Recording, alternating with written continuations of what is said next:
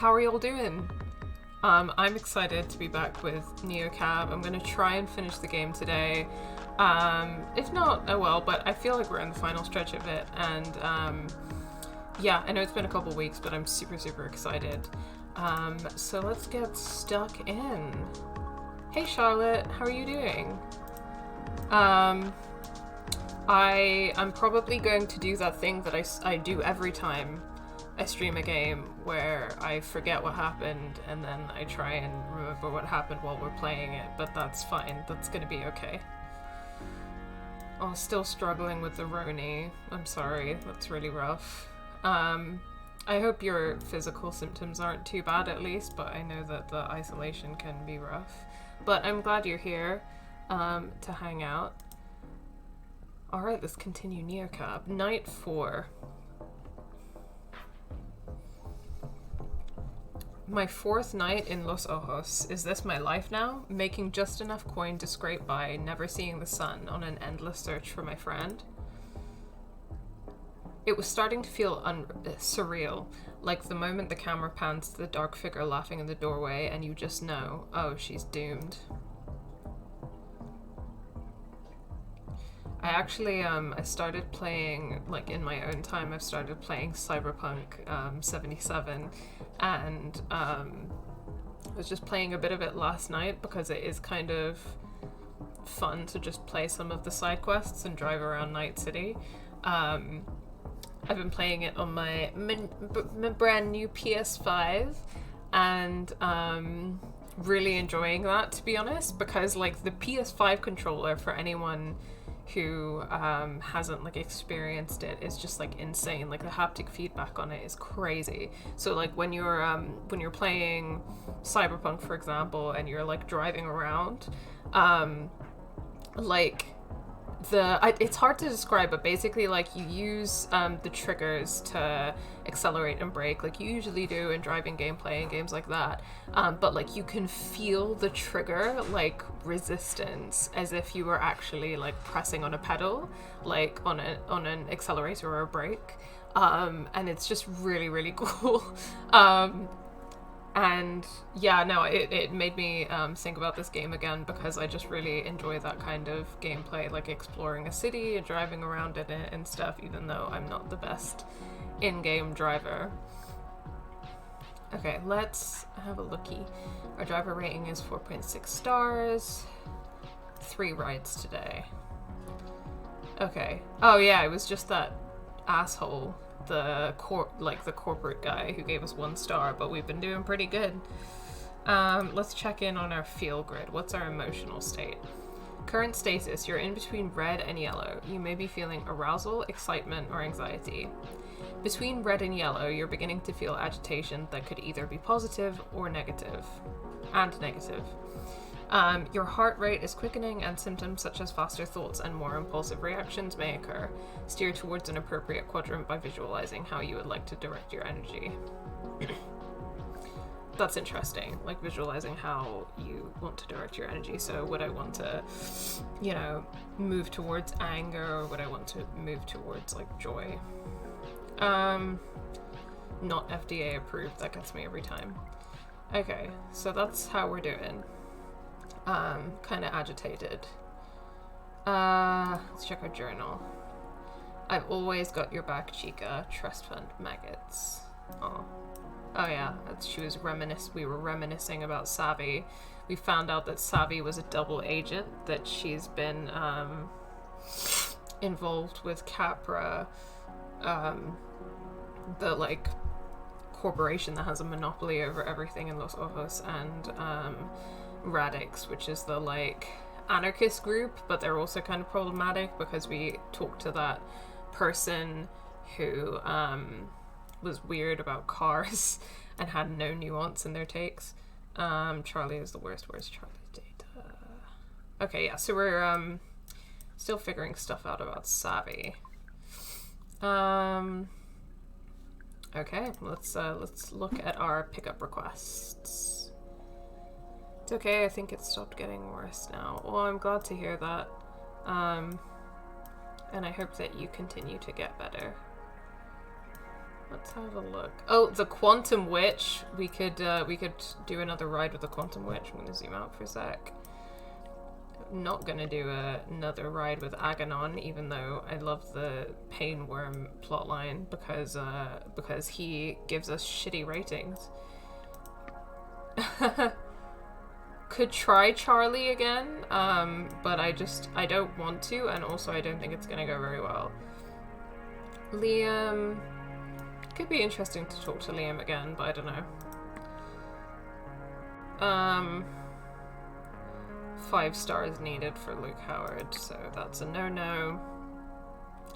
Not really interested, like I said last time, in giving rides to white men, so I'm just gonna keep avoiding them, lol.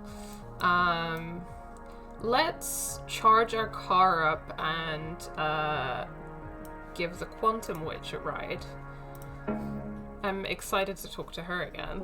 That was a trip last time, wasn't it? Yikes, a little low when I didn't know when I'd be able to charge up again.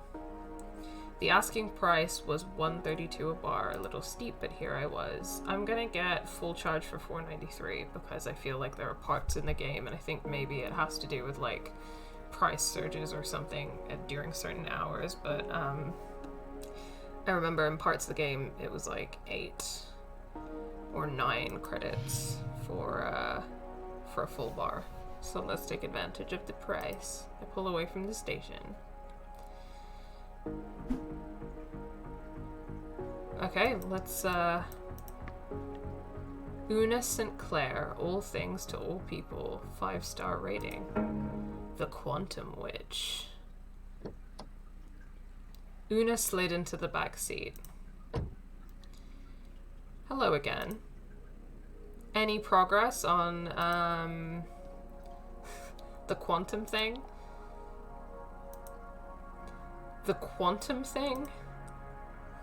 We really need to get you a textbook. Okay, lady. No need to be rude. But yes, I've made some progress. I'm now gathering more information. It's and anyway, I'm sure that I would love to learn more about being a quantum witch, but who enjoys, like, genuinely enjoys learning from textbooks? There have to be more fun ways to learn about, like, being a quantum witch, right? I'm now gathering more information, which is why you're heading to, is this right? City Hall? Yes, they're announcing where the new municipal spaceport is going to be built. At midnight, very dramatic.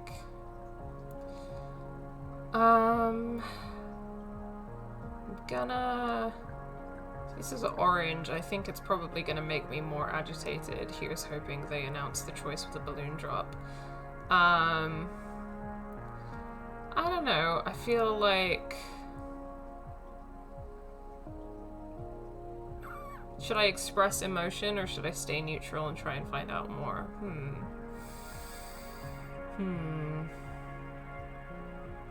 You know what? Fuck it. Let's show some emotion. Here's hoping they announce the choice with a balloon drop. That would be unexpected indeed. So there are 3 neighborhoods being considered, or maybe I should say threatened. The world is about to change for one of them. Oh, gentrification. Great.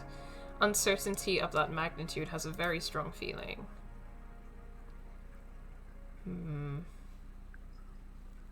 Couldn't you just hang around people as they played lottery tickets? I don't know what that means.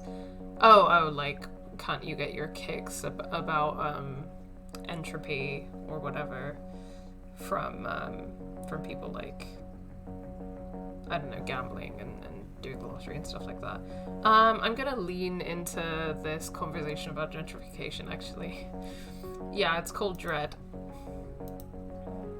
Not quite. Dread and hope both anticipate an outcome and taint the pure uncertainty.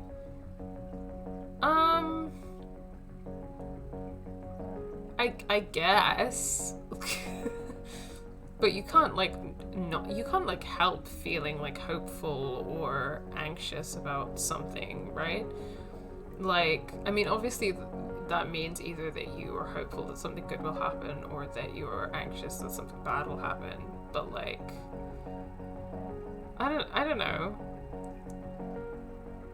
I don't know, like, are you just supposed to feel neutral? I don't, what? It's difficult to find large groups of people generating this kind of energy. The nurses shoo me away when I hang around the hospital. Why do you hang around the hospital?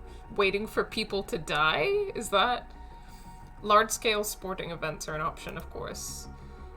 But I've learned the hard way to regard my own comfort as an essential variable.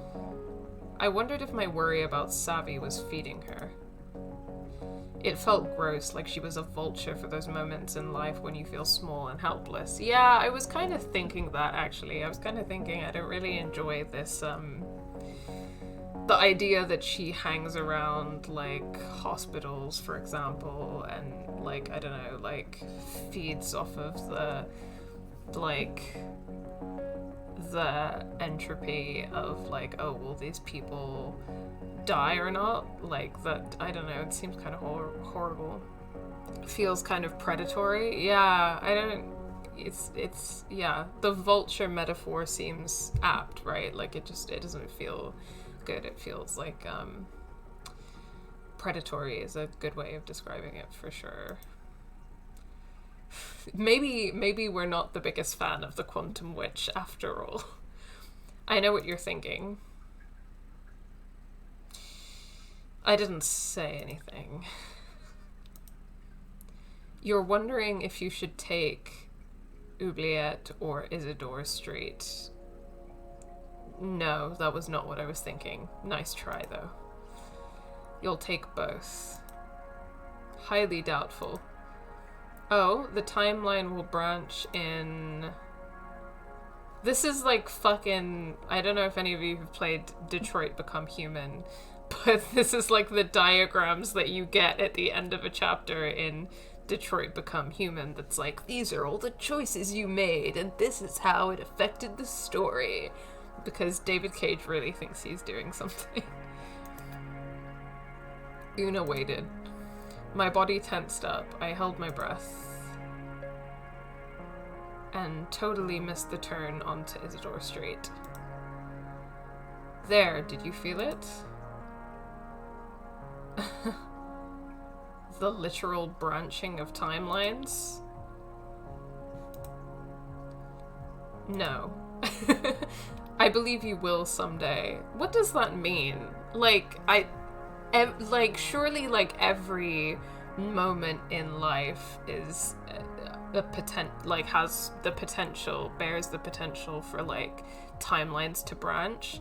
But I think that, like, the understanding of, like, quantum realities on the basis of branching timelines is actually really interesting, because when you see it depicted in media, I feel like it always hinges on this idea of choice. And obviously, like, we have choices and, like, blah, blah, blah. But I feel like there's so much potential in that, right?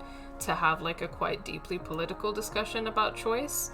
Because, I mean, I guess that what I'm trying to say is, especially in the context of a video game, like, it's a good opportunity to ask questions about, like, what choices people really have. And I think that there are some video games that arguably do kind of do that, right? Like, perhaps they give you the illusion of choice, or they limit your choice in such a way that you feel like, actually, like, you know, I don't have complete free will, in the sense that, like, my political and material reality impacts the choices that I do have, and blah blah blah.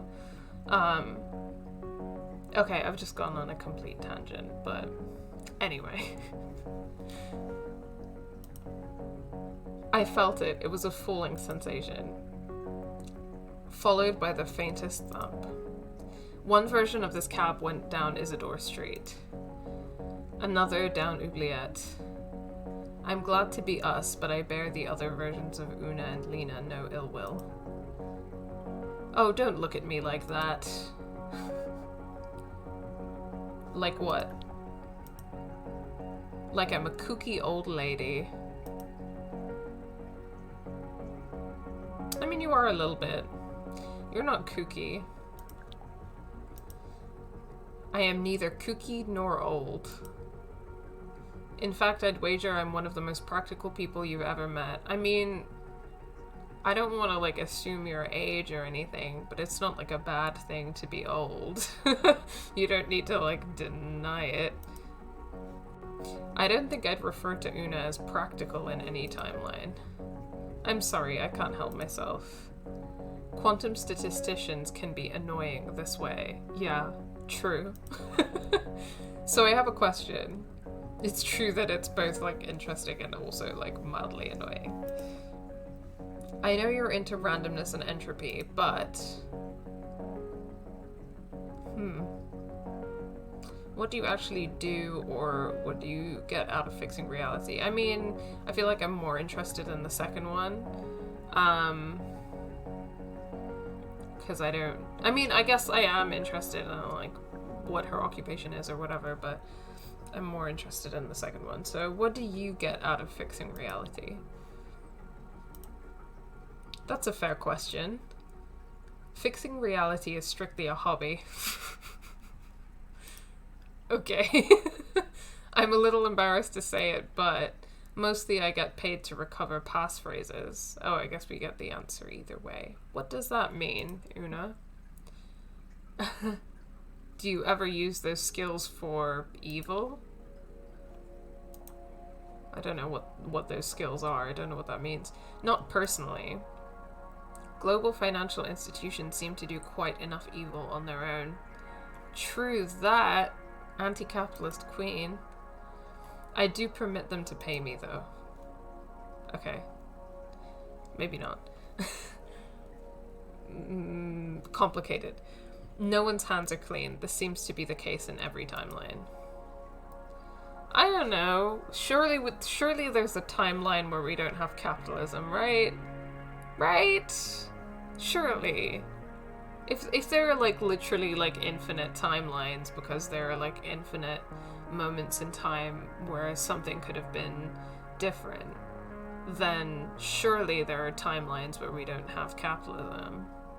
Well, I guess that, like, even then, maybe it isn't fair to say that everybody's hands would be clean, because it's like we would still be human and we would still, I don't know, make mistakes and hurt each other and stuff, but we wouldn't have, like, systemic violence. I don't know. Okay, it's a fair point. Weird job. I still don't know what it means, to be honest, so... Yours isn't so normal either. You know, you live closer than most to the quantum realm. What? What does that mean? How so? You choose your passengers, don't you? I guess. Sure. Sometimes I get a feeling. So you do feel it. Each choice is a branch. That other version of you with that other passenger. She exists. I'm not sure if you're up on your Tate-Kearney theory. Oh my god, insufferable. It's been proven. Why is every customer so unhinged in life and in game? I don't know, man. I think that what's unrealistic is that not a single one of these rides has just been silent. Because in my experience, sometimes an Uber driver and a customer are happy to just be quiet the whole time. But instead, all of these people are, like, telling their life stories, and I'm like, even when I'm conversational with an Uber driver, which, you know, sometimes I am, not very often, I'll be honest, even when I'm conversational with an Uber driver, I'm never, like, telling them my life story, do you know what I mean? I think sometimes I've had, like, a couple of occasions where an Uber driver has asked, like, kind of invasive questions, and I've been a bit like, ugh. But yeah, this is, hilarious. For a lot of reasons. There's a Tumblr post I think about a lot that says, if you've ever been a customer, fuck you. I really felt that. Yeah.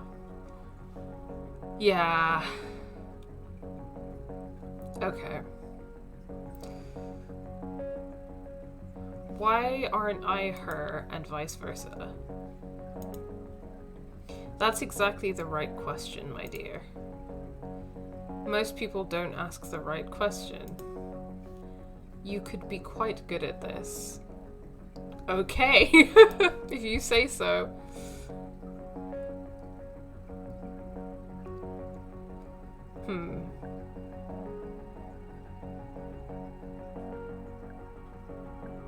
I wasn't sure I wanted to be good at whatever this was.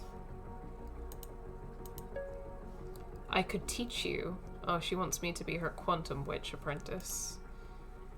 If you had access to a 512 qubit quantum compiler. I don't know if you can tell, lady, but I'm not exactly rolling in cash. And assuming you knew your foundational statistics, of course. Oh my god. It's a bit annoying when she gets really heavy on, like, theory. I feel like that leans... When she talks like that, it definitely takes her into, like, an annoying vibe... into an annoying vibe in, like, specifically the way that some academics and some, like, Marxists are, where they're like, if you haven't read the theory, then, like, I'm not gonna have a conversation with you about it. If you can't reference, like, this or that or the other book, then you're stupid. And I'm like, okay, buddy. I had 20 hours a week for problem sets. Okay, I mean, this is interesting, right? Because what she's basically saying is that you could be a quantum witch if you had time and money, which working class people generally don't. Which Lena definitely does not. So I'm not gonna learn how to be a witch is what I'm hearing. Ha! Perhaps not quite yet. Why don't you give me the money? Obviously having time and money are very connected, right? Because, like, if you have more money, then you don't have to work as much. Which means you have more free time. Anyway, it's all more complicated these days. When I started, the compilers only had 32 qubits, if you can believe it. I don't know what she's talking about. Like, for real, I don't. So, I nodded. You didn't shrug. You could have shrugged. I know I could have shrugged, okay? I am playing a video game. I can see at least some of the branching things. The way the world branches in the tiniest ways. It's interesting, isn't it? I was starting to feel weird. Yeah, me too, Lena. Paralyzed. Every choice. Not just every choice, every action. Not just every action, every thought.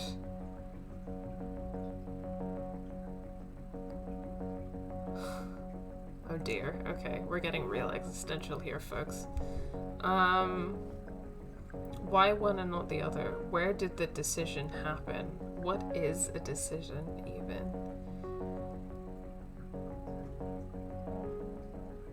What is a decision? What is a decision, even? Sure.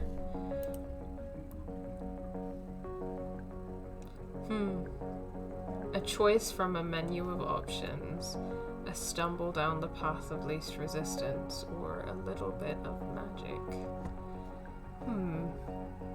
This is very interesting. I'm gonna be meta-textual. A choice from a menu of options. If so, why weren't my options better? Ooh! Getting political. My head felt like it was going to explode.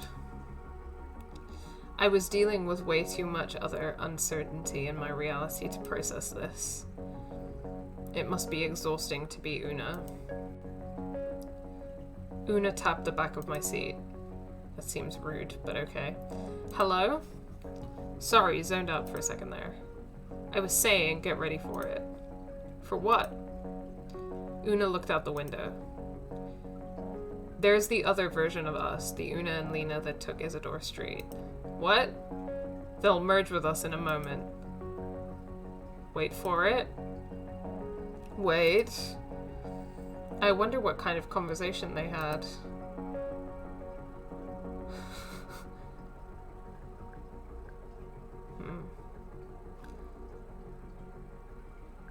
Maybe they're halfway to Vegas by now. That is a very different timeline, my dear. Not a bad one, though. Una shuddered. It was like a wave passed through her. There. That was it. I didn't know what I felt. Either way, we were at City Hall.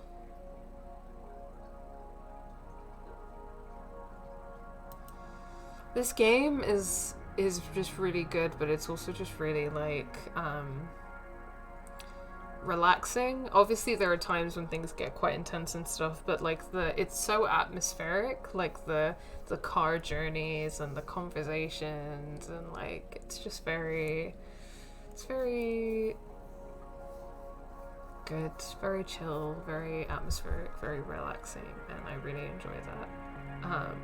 It makes me feel like, I don't know, it really captures the atmosphere of, like, I do think, like I said, that, you know, having these kind of conversations, like, with a person that you barely know is not something that I can necessarily relate to.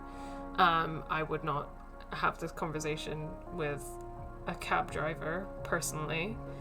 Or at least I never have. I don't know if that happens to people. Maybe it does. Maybe it just hasn't happened to me. And I don't anticipate it happening to me. But, like, I do, you know, like, I do feel like that, like, I've had, I don't know, not conversations about, like, being a quantum witch, but, you know, these kind of, like, dreamy, like, philosophical conversations with like, friends driving. Like, specifically driving. Like, my friend is driving, or I'm driving. It's been a long time since I've driven a car, though. And, like, had these, like, long conversations, and it's at night, and yeah, I don't know, it really captures that, and that feeling of, like, a night drive with someone where you're just kind of, I don't know, losing yourself in that that dreamy feeling and those dreamy conversations. And I really enjoy that. The timelines have merged again. It always makes me feel better, like I have a little more of myself. I'll need it all to handle this announcement. That's interesting. There's going to be yelling. Wait.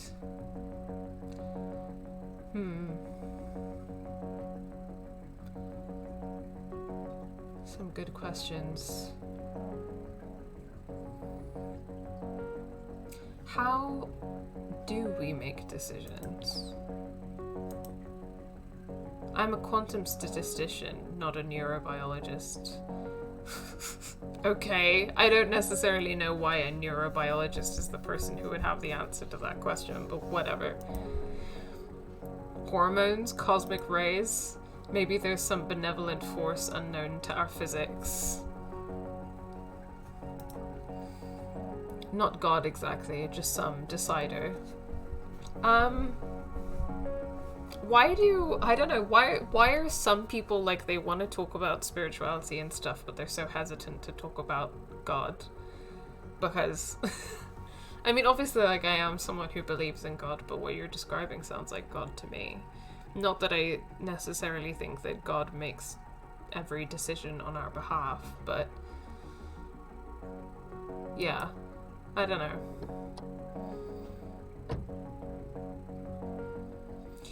She slid out of the car and dashed towards City Hall, slipping between knots of protesters gathered outside. They were all fired up, chanting and waving signs in the middle of the night. It made sense they were fighting for their homes. I wondered what would happen if Una told them they would fail and also succeed.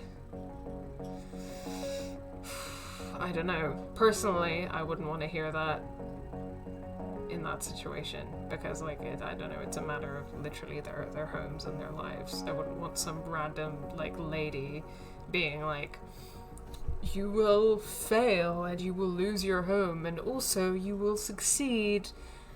That would just be annoying. Would everyone just give up and leave? Una perched on the stage near the podium, draped a blanket over her legs and closed her eyes. I wished us all luck.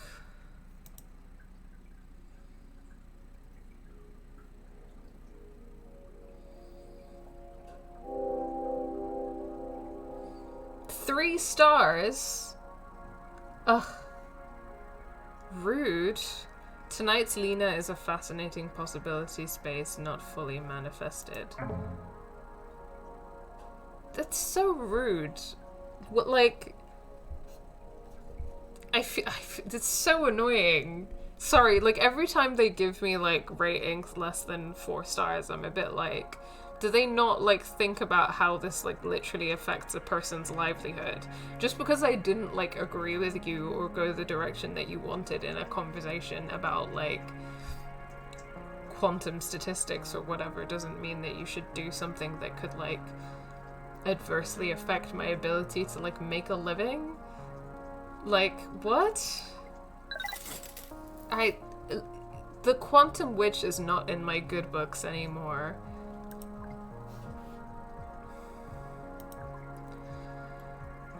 So rude. Nothing more in my journal. Current status, you're in the yellow. You may be feeling confidence, pride, or joy. Not after that rating, I'm not. In the yellow, your body is humming with positive chemicals, giving you a head-to-toe buzz of happiness. You'll be less sensitive to pain, think more quickly on your feet, and enjoy witty banter. You might also be less empathetic, less patient, and more self-centered, blah blah blah. We've been over how I feel about that before. Well, let's look at another ride. Okay, I would probably either want to give, I don't care about these white men, Fiona or Gideon a ride, and we haven't seen Gideon since the first stream, so especially for people who are watching who didn't catch the first stream, she's very interesting, so I think I'm gonna go with Gideon. You literally got her where she needed to go. What more does she want? Yeah, for real. There was no reason to give me a rating of less than, like, at least 4 stars. It's just incredibly rude. Okay, let's give Gideon a ride. All quiet into Kelp country. Nobody on the street, no lights in the mansion, no sign of Gideon anywhere. Strange. Hopefully my favorite little cyborg Antifa was doing okay. A perfect collection of words. My favorite little cyborg Antifa. In a flash, the gate swung open and Gideon flew into the car. Hey, kid. Yeah, okay, let's go, let's go.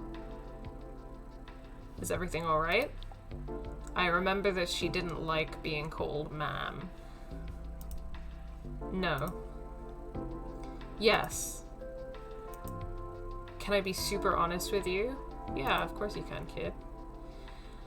I know I don't, like, know you. Not really. But you're the only one who can help me. Holy crap, okay.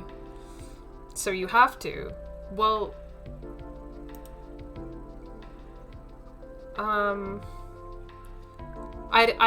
okay, I don't wanna...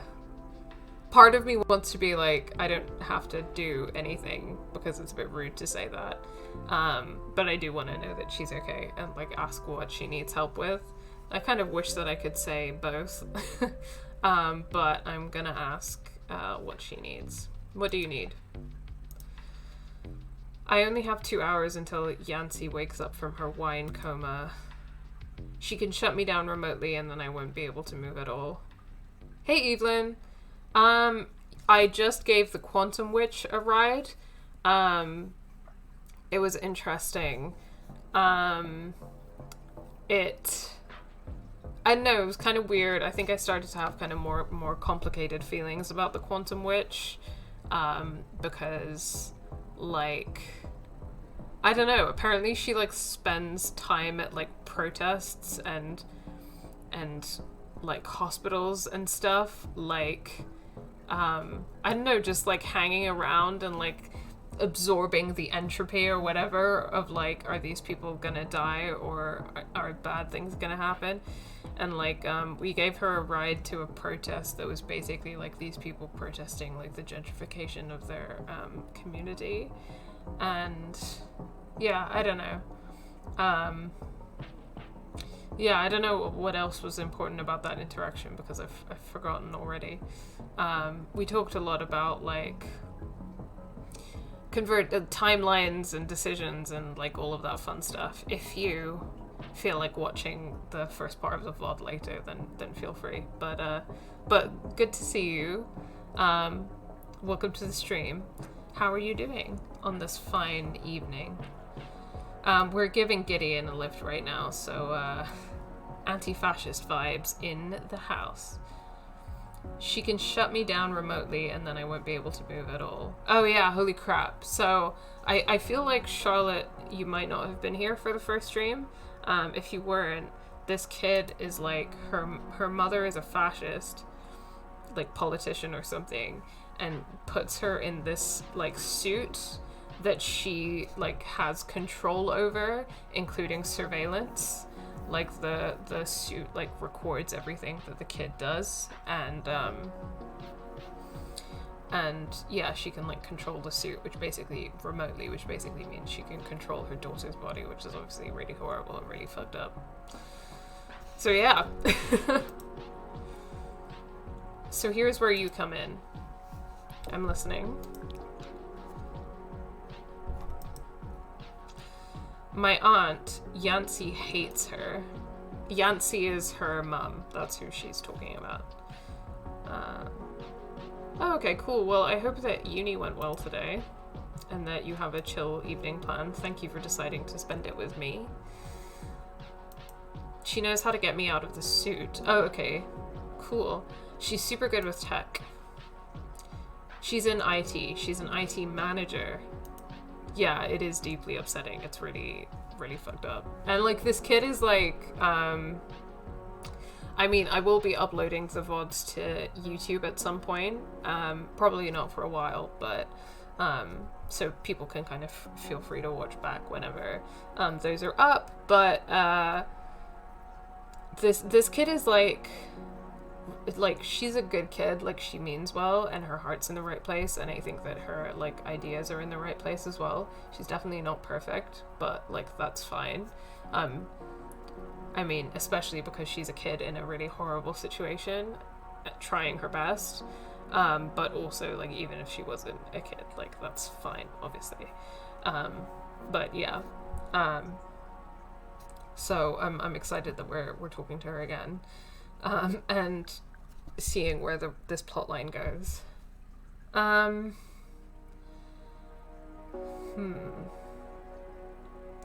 I thought you couldn't get out of that suit until you're 18. Yeah, you're not supposed to. If I try before then, it notifies the cops. Horrible. I let her continue. Sally says the Kinder mechs have a known vulnerability and she's figured out how to exploit it. Okay, well, I'm glad that she at least has an aunt on her side willing to help her with that. Hopefully that's honest. Her apartment's on Northbrook in Little Guangzhou.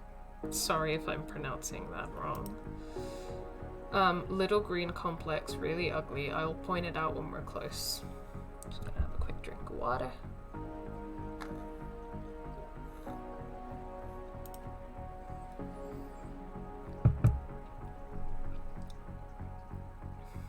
This is my chance, Lena. But we gotta go now.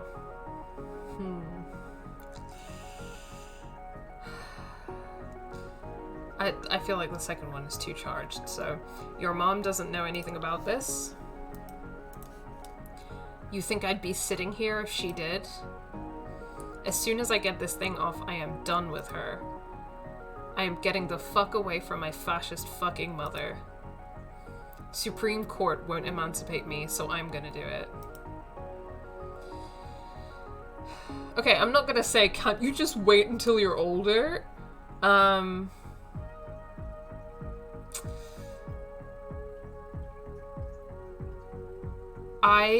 Okay, so part of me is tempted to ask the third one, like, when your mom wakes up, won't she be able to see that I helped you? Because I do think it's fair and even important to point out that, like, I want to help Gideon and everything. Like, she's in a horrible situation. She doesn't deserve to be in that situation. Like, it's basically, like, abuse, right? Like, I don't think that it's unfair to say that she's in an abusive situation with her mother and stuff. But, like, it's also fair to be like, Lena is, like, in a precarious situation, and Gideon's mother is, like, a powerful woman. And because of the suit, like, she could be able to see, and Lena could get in trouble, and that could, like, that risk could affect, like, her livelihood, like, her job, like, all of that, like, and that is a big deal. So part of me kind of wants to ask that, but I don't know, I don't want to, like, come across as being, like, you know, not wanting to help her or something. So I don't really, like, 100% know how to feel about this, because, like, you know, I think maybe she'll be mad because she won't really, like, understand. I think it's kind of a fair question to ask, but I don't know. Whatever I decide, I think that it's important to kind of say that and point that out, because, like, yeah, obviously, like, asking someone for help with a situation like this is, like, a big risk for them, and a risk that could really affect, like, their life and their ability to access, like, money and food and housing, and that's a pretty big deal. Oof, I don't know. What do I want to say?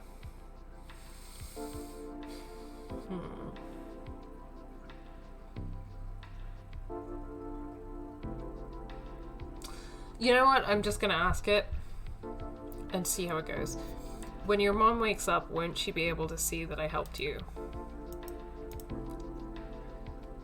You're wearing a camera, right? We can delete the footage after I get out. Can we? My aunt can do that. Okay, I hope so. But thank you for not reacting badly, Gideon, and for understanding. I do appreciate that. Don't worry, Yancy won't know you helped me. I still feel a bit nervous about that, but she's not taking it badly, so... Huh. You're asking me to just trust you on that? Yeah. I promise, alright? Come on, we gotta move, please. I mean, a bit flippant, but whatever. Well, I do want to help her run away from her mom, actually, but,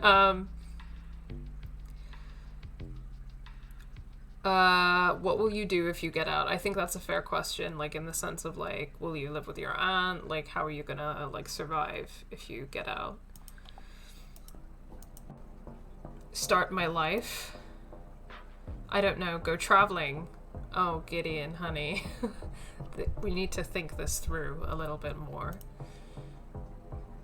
Kiss boys, punch boys, go swimming. I could go in the ocean.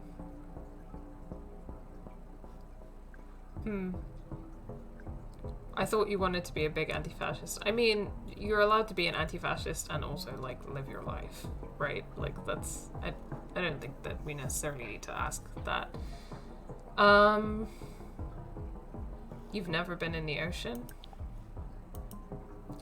Wearing this, I'd sink. Why do your mom and your aunt hate each other? Oh my god, there is not enough time in the world to get into that. Is this a really big deal, Gideon? And I feel like we need to plan it out a bit better. Have you thought this through? Yes! And I know way more about this than you do. I'm not spending another day in this. I don't want to stay in it, Lena. I need to get out. Something caught Gideon's eye. A light had come on in the house. Lena, we gotta go now. Yeah, I'm gonna do it. Yeah, I'm gonna do it. Fuck it, yeah. Alright, let's get you out of that thing. Yes, floor it. Yes, floor it, bitch. Okay, I mean, don't say that to me, but... I'm so sorry, I thought that would sound okay. Aw. I took side streets to her aunt's apartment just in case. All I could think about were all the memories I wouldn't have if I'd been in a kindermech as a kid. No cutting class to go see the Buddhist sand mandalas. What? Pretty much every concert would have been off limits. And it definitely wouldn't have let me attend that anti-Capra rally in my prom dress with Sally. Aunt Sally's place was very green and right above a chicken joint and a nail salon. Guess the family fortune wasn't so evenly distributed. The teenager running the chicken place stuffed wings into bright red boxes behind bulletproof glass. A couple in black jackets eating on the sidewalk might have been on a date. I knew this was the right choice. I'm committing to it.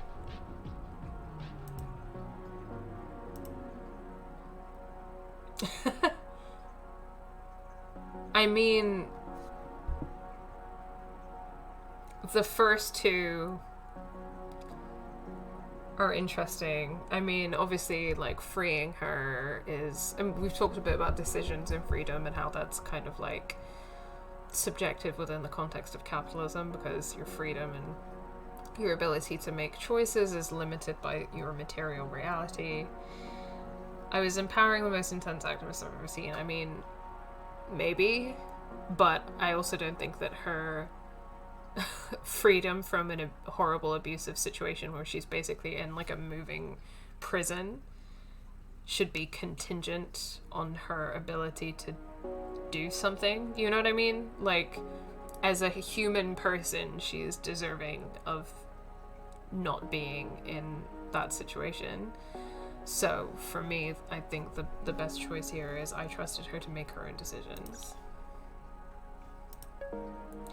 A woman waved at us from the sidewalk. That's her. There was a definite family resemblance. Thank the gods. Do you want me to get out of the car with you? No, I'm okay. Thank you. I watched Gideon's aunt wrap her arms around the kindermech shell and lead Gideon inside. All I could see of her was the bulk of the suit, but somehow I could tell she was crying. Oh. Achievement, get free. The couple on the sidewalk opened a packet of hot sauce and watched like it was all a meme. I wasn't sure if I'd ever see Gideon again. Oh, I really, really hope it works out for Gideon. But I hoped I would. I like her. Oh, I'm in the green.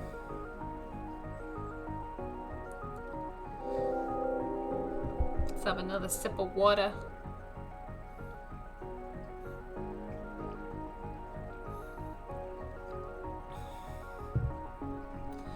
Gideon DeKelp gave you 5 stars. Lena, you changed my life. Words are not enough. Your rating increased to 4.4 stars.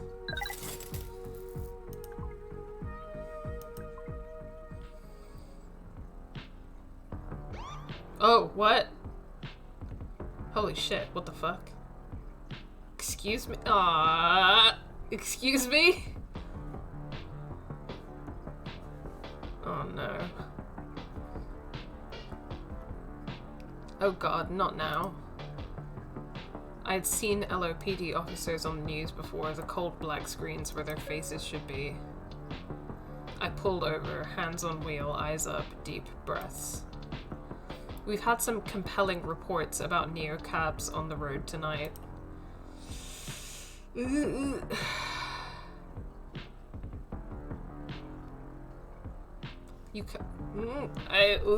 Okay, oh no, okay, I'm super nervous now.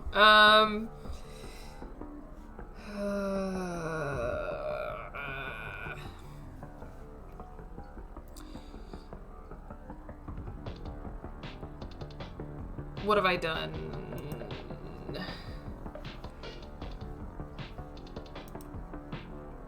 One moment, Miss Romero. Yeah, obviously, like, we hate cops full stop, but also she is, like, a woman of color, so that makes me extra nervous. He turned away, but I could hear him speaking in a hushed tone. On every channel? This one must have pissed off the wrong people. Ah! Shit. Shit. We'll get the word out. How much was this gonna cost me? Oh, I've shot into the purple. No. It couldn't be her. His visor. That's Savvy! That's Savvy! Oh my god. That's Savvy on his visor. I was just thinking, I wonder if this has happened because of, like, the decisions that I've made throughout the game with a lot of the conversations and stuff, but holy shit. Okay, what's going on?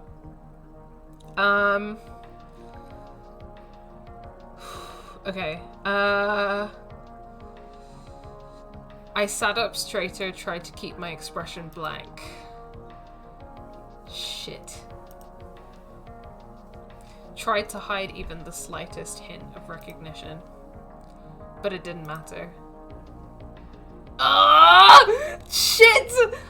The fucking feel grid. The feel grid. Is that gonna give us away? Oh my god.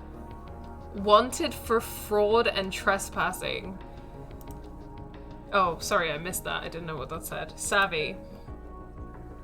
What have you done? Oh, we're in the blue. We're sad. Oh, holy crap. Ma'am? Anything else, officer? You're in a hurry to get somewhere, aren't you? Well, aren't we all? Just watch your speed out there. You're not a Capra. And look, I'm legally obligated to ask you this. Have you seen the individual pictured on this bulletin? No, sir. I didn't trust my voice not to shake. Ugh! I shook my head. You probably see so many faces you can't even remember them all, right? I managed a weak laugh. Well, report any sightings of this criminal right away. That'll be all. Drive safely, ma'am. God, I hate cops. God, I hate cops. Okay. Oof. Okay, well, we survived that encounter, so that's something. Savvy was wanted and I just lied to the LOPD. This couldn't be happening. Somewhere in the city was Savvy's apartment with the extra room all set up for me and the bricks of sage incense squirreled away in every closet. Would I ever see that place? Would I ever see her again?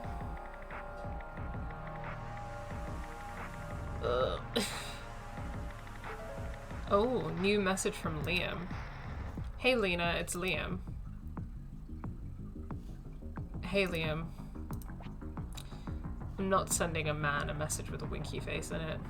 How are things going on your end? Okay, I don't know how I want to play this. We met him one time, and he was like... we met him one time in the first VOD, so Charlotte, you would have missed this. he was the first ride that we did, and basically he works as like a photographer, and he was, I think, a freelance photographer, I don't remember, or he works for Capra, or he was doing a job for Capra. And I don't know, I kind of like egged him into a conversation where I was being like, you know, the Capra are like evil, right? Like, why would you work for them? And he was kind of like, oh, you don't get to judge me for working for Capra. He still gave me 5 stars, but I don't know, he was kind of weird vibes. Yeah, I don't know, I don't feel like I trust him enough to like go in.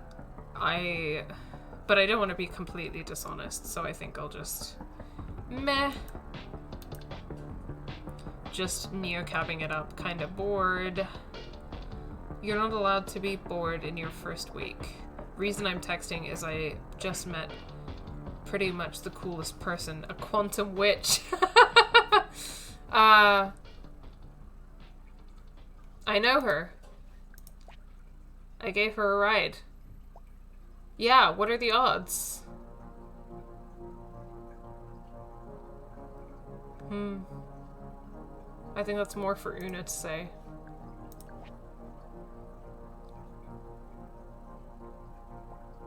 Right? We've been talking all night about random things that aren't really random and the difference between impossible and improbable and also zombie cats. Anyway, Una says hi. Selfie of Una and Liam. Gotta go check out this spot, Ramen Getty now. Ramen Getty? What? Have a good one. Stay cool, Liam.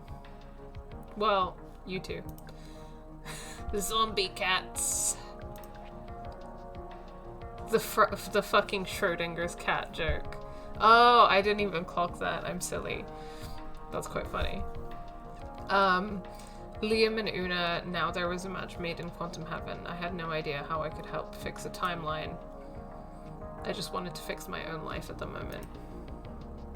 At least I was making a name for myself in this town, one quantum witch at a time.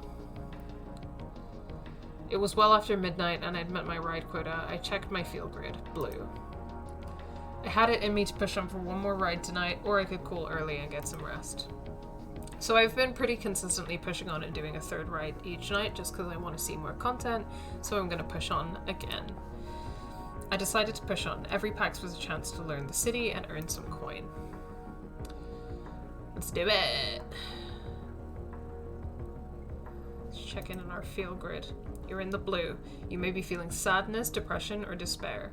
In the blue, your body is at its lowest energy point in a negative way. You'll feel unmotivated to do even basic tasks like eating, engaging in hobbies, or self-care. You'll be easily swayed by others and have trouble making up your mind. Boost your mood by talking to a trusted friend or exercising. Wow. Great. Incredible wellness advice. Thanks for that. No additions to the journal. Alright, let's see who's asking for a ride. Oh, we need to charge up our car. Okay, we need to charge up our car and then let's give Liam a ride, actually. I feel more interested in talking to Liam again after that. Yikes, a little low when I didn't know when I'd be able to charge up again. Alright, full charge for 321. That's not bad. Back on the road. Burning the midnight oil again. Sitting out here listening to the wind. Anyone who's played Before the Storm or has watched us play Before the Storm knows why I'm singing that song. I'm not exactly a country music fan, except for like Casey Musgraves. Casey Musgraves is too good. She transcends genre, actually.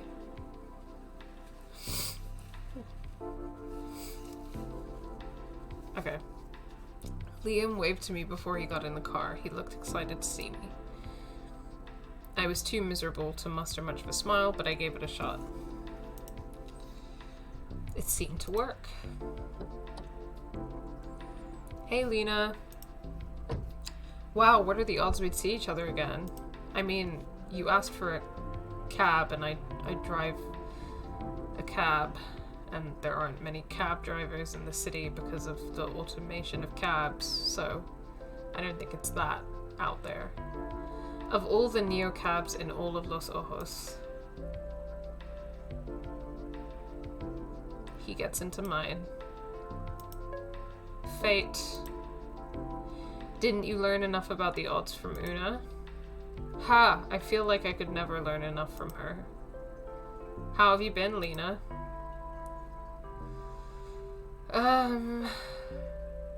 Kinda rough, not gonna lie. I'm sorry to hear that. Anything in particular? I guess I did tell him that I was moving here because of my friend and stuff, so why not tell him about that? There's something going on with my friend.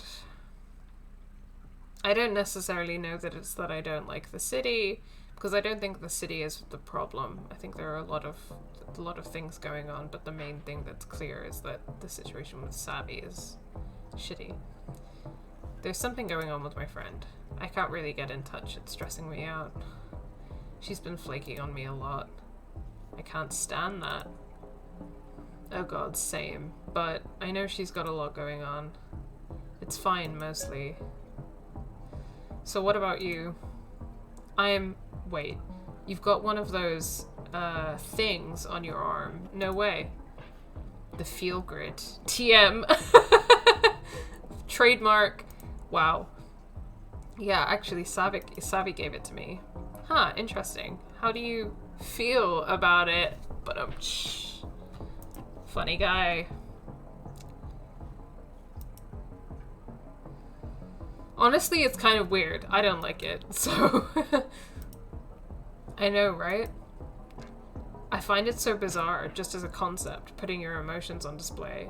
Well, that's not 100% what I think is weird about it, but doesn't it make you uncomfortable?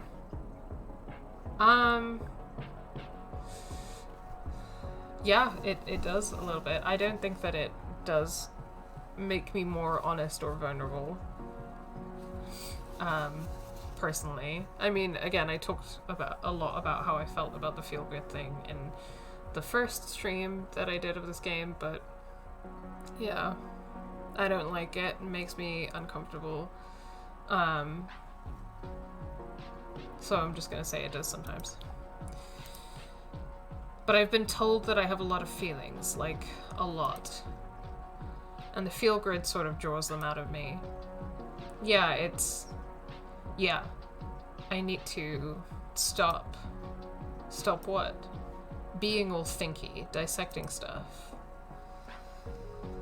Why? It's the worst. I've been trying to stay out of the heavier side of LO, but...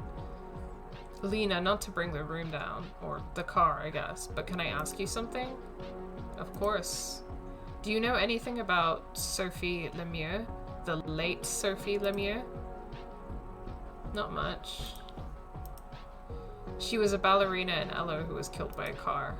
Like a car. Human driver. You've probably heard of Sophie's Law, at least. Oh, yeah, that whole thing. The anti-car thing. Yep. Definitely. I figured. Affects you more than most. Well, after I left you the other night, I went out to take some pictures and stumbled onto this massive crowd of people. It was a vigil for Sophie. Big deal. Lots of mourners. Some people had signs about cars, about Capra or whatever. There was this portrait of her, full ballet pose, arabesque, surrounded by flowers, people crying, chanting about change. That sounds like a lot. It really was. Although what really struck me was the whole scene was bathed in this blue glow, and it was coming off people's wrists, the feel grids. Are they really that popular here? Oh dear, that's interesting.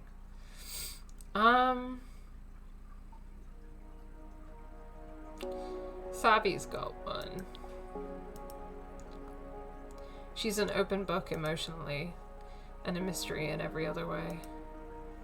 Well, at the visual, fuel grids were everywhere. I got some interesting shots, but it was so strange taking a photo with only one possible interpretation.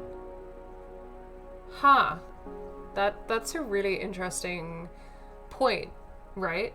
And I guess that kind of speaks to what I was saying actually in the first VOD when I talked like a lot about the field grid. It's that the field grid, like, I mean, it's reductive, right? Because human emotions are complex and changing, and there are so many different reasons for them. And I kind of talked about how it made me uncomfortable because, like, if someone sees, like, oh, your field grid is blue, then they'll immediately make assumptions about you and what you're feeling. And they'll immediately make assumptions about, like, why you feel that way or, like, whatever. And I think that what he's saying actually really kind of speaks to that. Like, you know, you're seeing this crowd of people and all of their field grids are blue, then there's only one way you can interpret that image.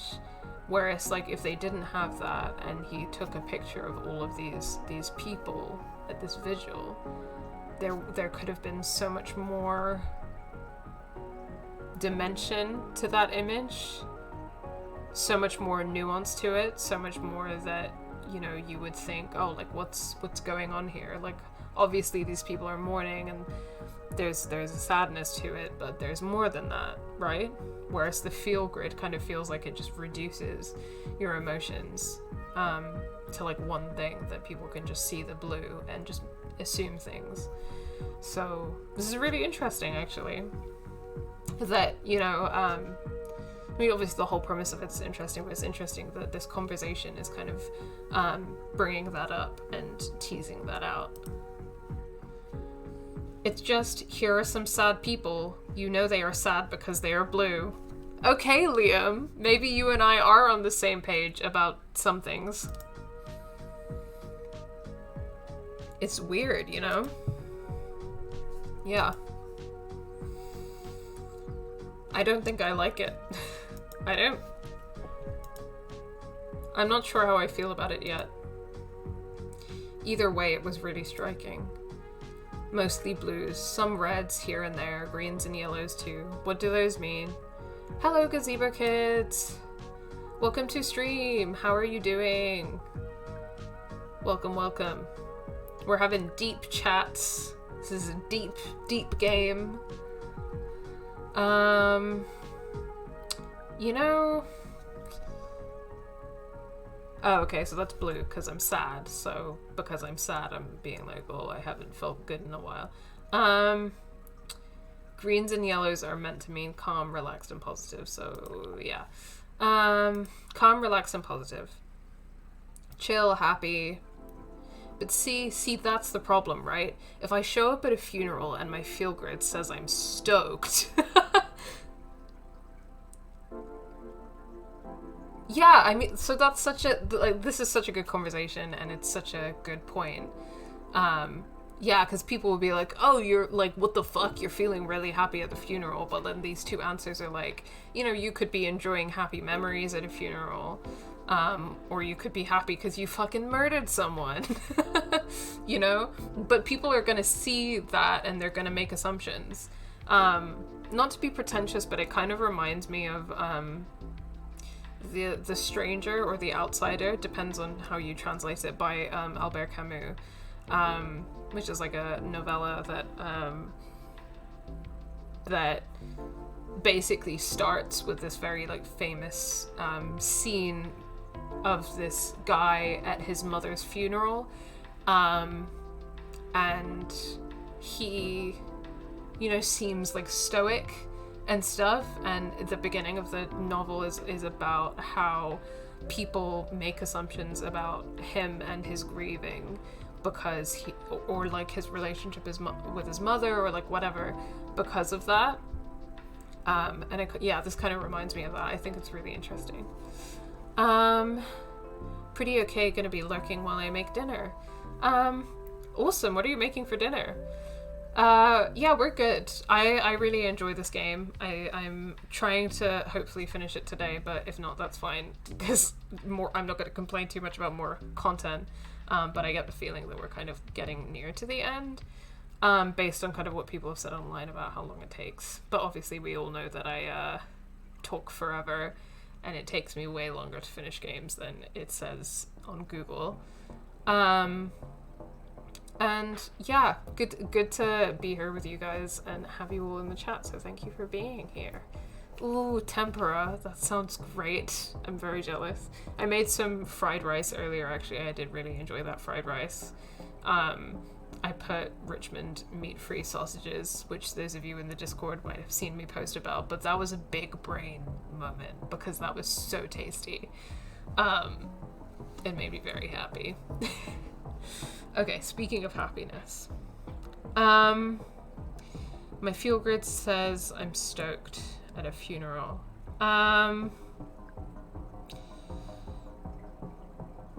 I'm gonna say maybe you're the murderer because I feel like that kind of draws out the conversation and the point that he's trying to make. So maybe you're the murderer.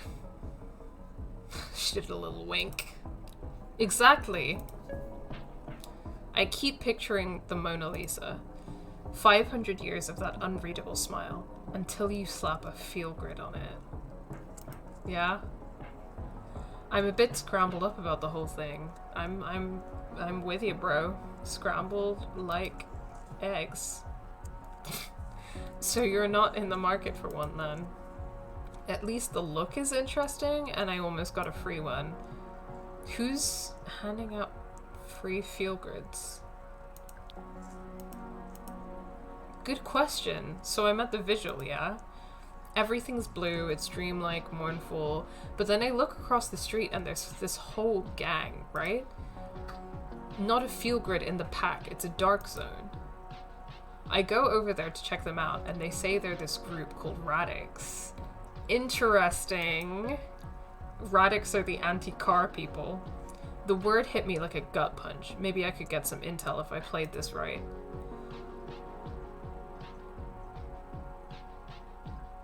Okay, how do I want to play this? Do I want to pretend that I don't know anything? Or do I want to be honest? I don't know what playing this right is in this situation. What do you guys think? How are we gonna get that intel? Are we gonna get that sweet, sweet intel? Oh, I don't know. I really don't know, because like part of me is like, oh, I should just like play dumb, but then part of me is like, oh, is he gonna be able to tell, and is my feel grid like gonna contribute to that, you know? I think play like you know nothing. Okay, yeah, let's go with that. Oh yeah, who's Radix? They're anti-car activists, cool people mostly. Except one of them who got pretty heated when I said they must like Sophie's Law. Rookie mistake. They hate cars, but they hate Capra even more.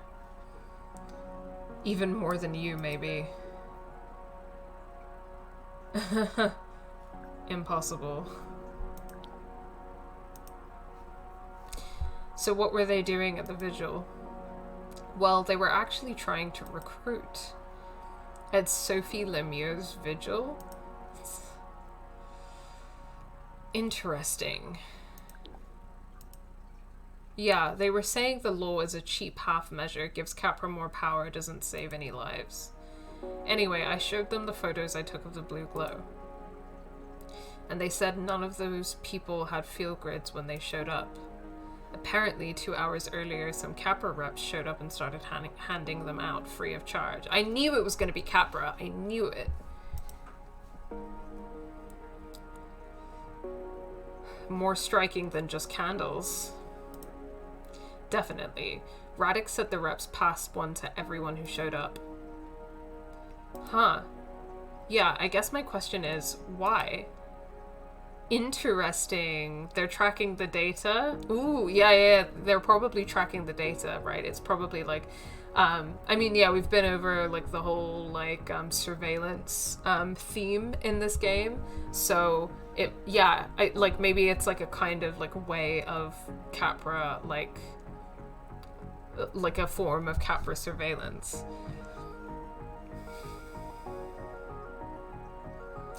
Because it puts on a show. I could only see the bad side when it came to Capra. Oh, I'm angry. Because Capra turns everything into a brand partnership. And then I take pictures of it and share it with the world. Makes me feel a little... I mean, I'm not gonna lie, I told you so. Like, when we had that first conversation, I 100% told this guy that he shouldn't work for Capra, and now he's like, oh, working for Capra makes me feel kind of scummy. Oh. Corporate? Exactly. Yup, that tends to be Capra's thing. I know, I'm more than familiar. That's something I maybe should have told you the other day when I got weird. Do you work for Capra? Not exactly. I think we already talked about this, so I don't know why he's rehashing it. I worked for a big Capra adjacent company when I was still in the UK. Oh, he's British. I got the job really young, working in immersive tech and AI. Loved it. It let me be creative and I felt like I was changing things. So we got big. We got big because we were good. But then you lose yourself, don't you? How do you mean? British? How do you mean? More and more I was balancing my creativity, my actual work with corporate ethics. Gross. British derogatory. Correct. That's the only way. There is no non-derogatory way of saying British, of being British, of Britain existing. And I'm saying this living in the UK and being British Asian. So wow, I love Mitsuki's working for the knife. Everybody do the Mitsuki shuffle. It was. We just kept working with the worst people, saying yes to more funding regardless of where it came from. I will assume derogatory unless told British positively. There's no such thing. There's no such thing, mate. To make myself feel better, I joined all these initiatives. For change, for diversity. Oh no, I can't believe that working for a big company and pushing for diversity didn't do anything. Oh no. Oh, this guy. Helping the right kinds of communities and people. The right kinds of communities and what does that mean? What does that mean, bro? I took so much on, and so did lots of us, but it was just impossible. What's the phrase? Money talks? Definitely talk louder than we did. So you left the job? I did, for at least this year. They were pretty clear they'd like me back at the end. Will you go? I don't know. I guess maybe this trip is a test, to just see if I can turn my brain off. Be a tourist, not an activist. Okay, buddy. He's a liberal. He's a liberal. Derogatory. Although, obviously, I assume derogatory when I say liberal as well. Just watch all the Capra stuff happen and let it float by. Just let everything float by. Okay, dude. There's so much to say and to unpack about everything that he's saying, but, yeah, I don't even know where to begin, really. No agonizing over morals, no fighting, just observing. Okay, but, like... Okay, if we begin to unpack that, there is no neutral position, right? Like, what is... I forget who says it, but what is that saying? To be neutral in a situation of injustice is to take the side of the oppressor, right? So, like... yeah, the idea of, like, oh, I'm just gonna, like, see if I can not be an actor. Like, what? Come on, dude. Desmond Tutu said that. Thank you, Charlotte. Yeah, and I mean, I completely believe that. So, I think it's just a load of bullshit. What he's saying. You're not gonna change it from the inside, hon. I promise. Yep. I'm definitely long past the days of thinking that you could change institutions from the inside. Also, the privilege that requires. Yeah, that's a really good point. That's a really, really good point. Yeah, the privilege to the power and the privilege that you have to like be neutral in a situation of injustice is such a good thing to point out as well, because what that means, right, is that you aren't someone who's affected by injustice. You can choose to ignore it because you benefit from the situation of injustice, right? Because people who experience that injustice in their everyday reality, it affects their ability to access food, housing, to live free from violence, like all of that stuff, like can't choose to ignore injustice. So he likes having the money too much, let's be real here. Yeah. Completely with you on that. He I don't know, he's interesting because I think that he thinks that he really thinks that he's like a good guy, but like he doesn't want to be made uncomfortable, he doesn't want to be challenged, he doesn't want to struggle, right? Like he likes the comfort, and in the conversations that you have with him here and also at the beginning of the game, because he's the first ride in the beginning of the game, like if you challenge him and stuff like that, then he's like, oh, like you can't like judge me and my choices and like blah blah blah. And I don't know, I think that really speaks for sure to what liberals are like in real life as well, right? So yeah, those are some thoughts about the many things going on here. I need more water from all the talking.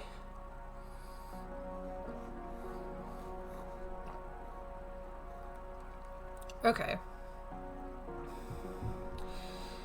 No agonizing over morals, no fighting, just observing. Well, it's not impossible for some people, right? It's impossible for someone like Lena, but it's clearly possible for someone like Liam.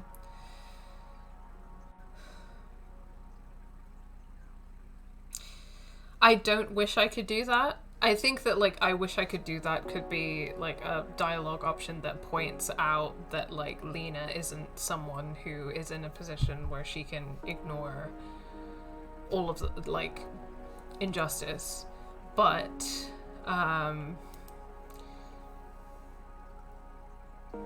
I mean, personally, like, I guess just, like, on a personal level,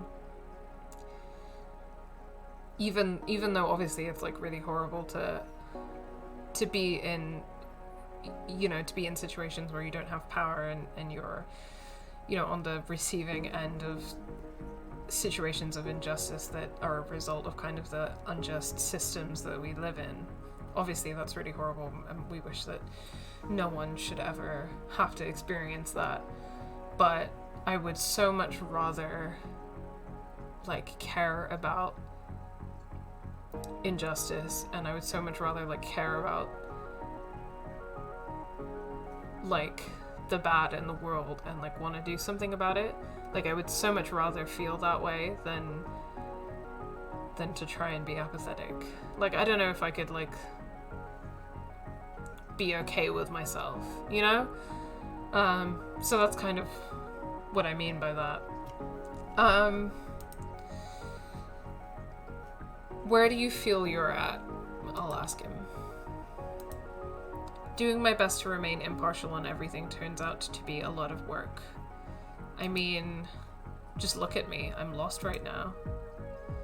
I took a really good picture of an important Elo moment of people experiencing something profound. It might be one of my best, but I can't decide. I used to do nothing but decide. And now I can't even say if a photo I took is real. I knew the feeling. Was anything real in Los Ojos?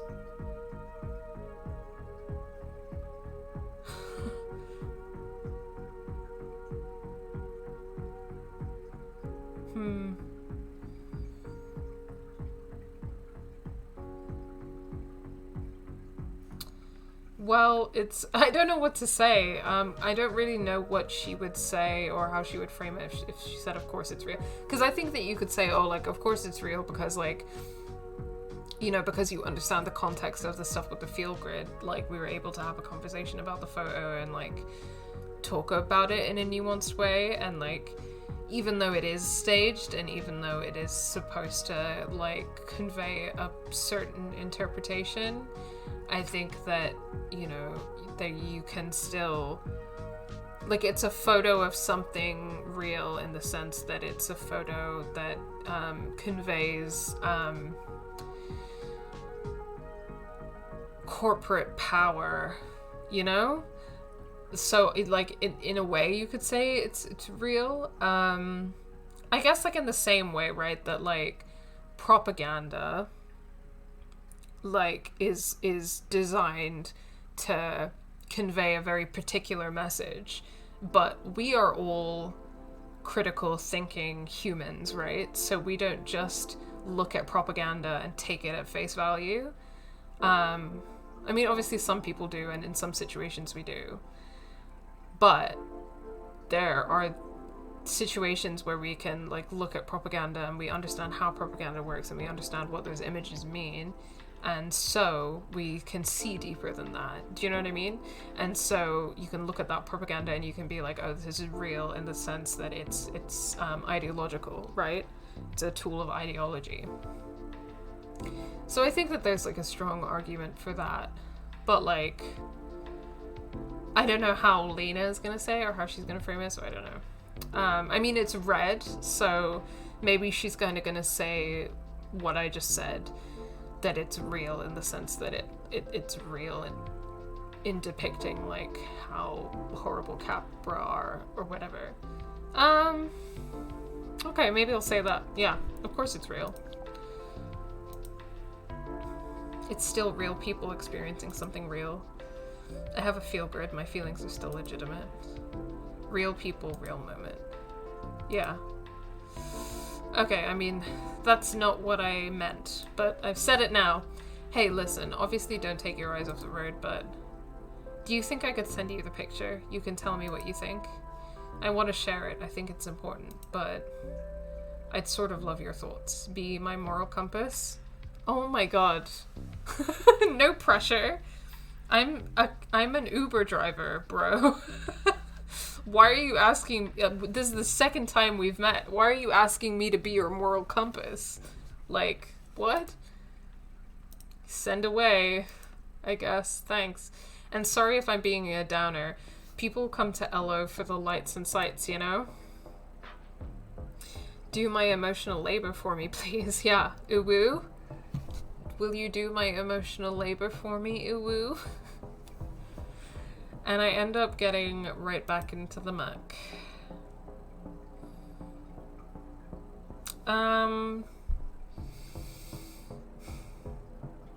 You can't avoid the politics here.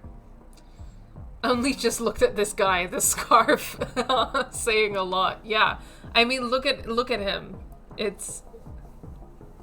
Look at the scarf, look at the camera, look at the, like, he's got the, like, you know, the one outfit that male game developers wear? Like the t-shirt and the blazer. Like, under the frame, like out of the frame, he's wearing jeans and sneakers. Like, that's the vibe. You know? You can't avoid the politics here. Or anywhere. I suppose it was too much to hope for. Yeah, you dickhead.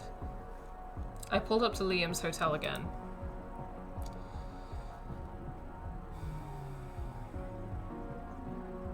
It was hard not to feel a pang of jealousy. Having a decent place to sleep felt like it was part of another timeline for me. Oh, Lena. And here we are. Cool, thanks for listening to me rant, Lena. And for looking at the photo for me. Anytime, friend. I mean, I don't really know that I consider him a friend, but sure. See you in texts. He was already scrolling through his camera as you walked in. Did the fate of a de facto Capra ad campaign lay in my hands? Mixed with the fate of a photo that could sway the Sophie's Law vote. Liam, buddy, I can't tell if you came to the exact right person or the exact wrong one. Obviously I'm gonna sabotage him, right? Obviously.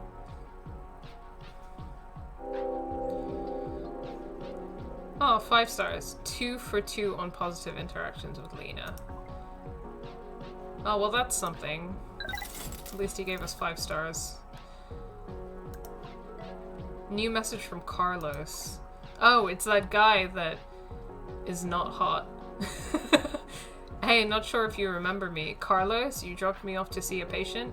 Maybe a weird question, but just wondering if I left something in your car on accident. Small bottle of pills. Oh, wait, I think I remember that he left a bottle of pills in the car and I threw them out because I didn't want to be caught with drugs in my car. And now I wonder if having the drugs in my car would have had an effect when the cops stopped me, right? So that's interesting. Yeah,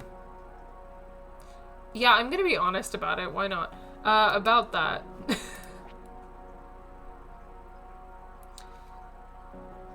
I'm so sorry I threw them away. Just too dangerous. Didn't know what they were. No problem, thanks for being honest. Oh, okay, well at least he gets it. I get it. Better safe than in possession of unprescribed meds. Oh yeah, because he's an illegal fucking doctor.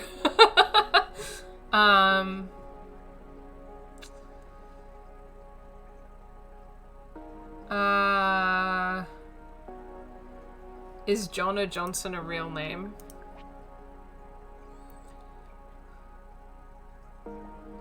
Not for me to say. Patient confidentiality. Oh.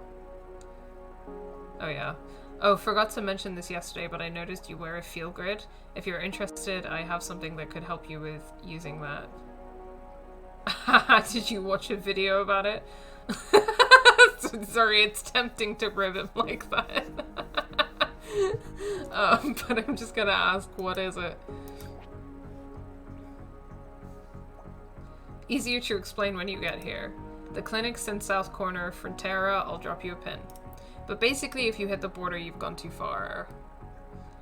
Thanks. And shift. Launch crasher. Okay, we're crashing for the night.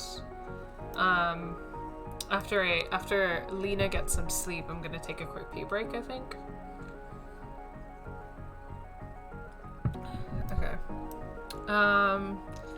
We don't want to sleep in Capra capsules because fuck Capra.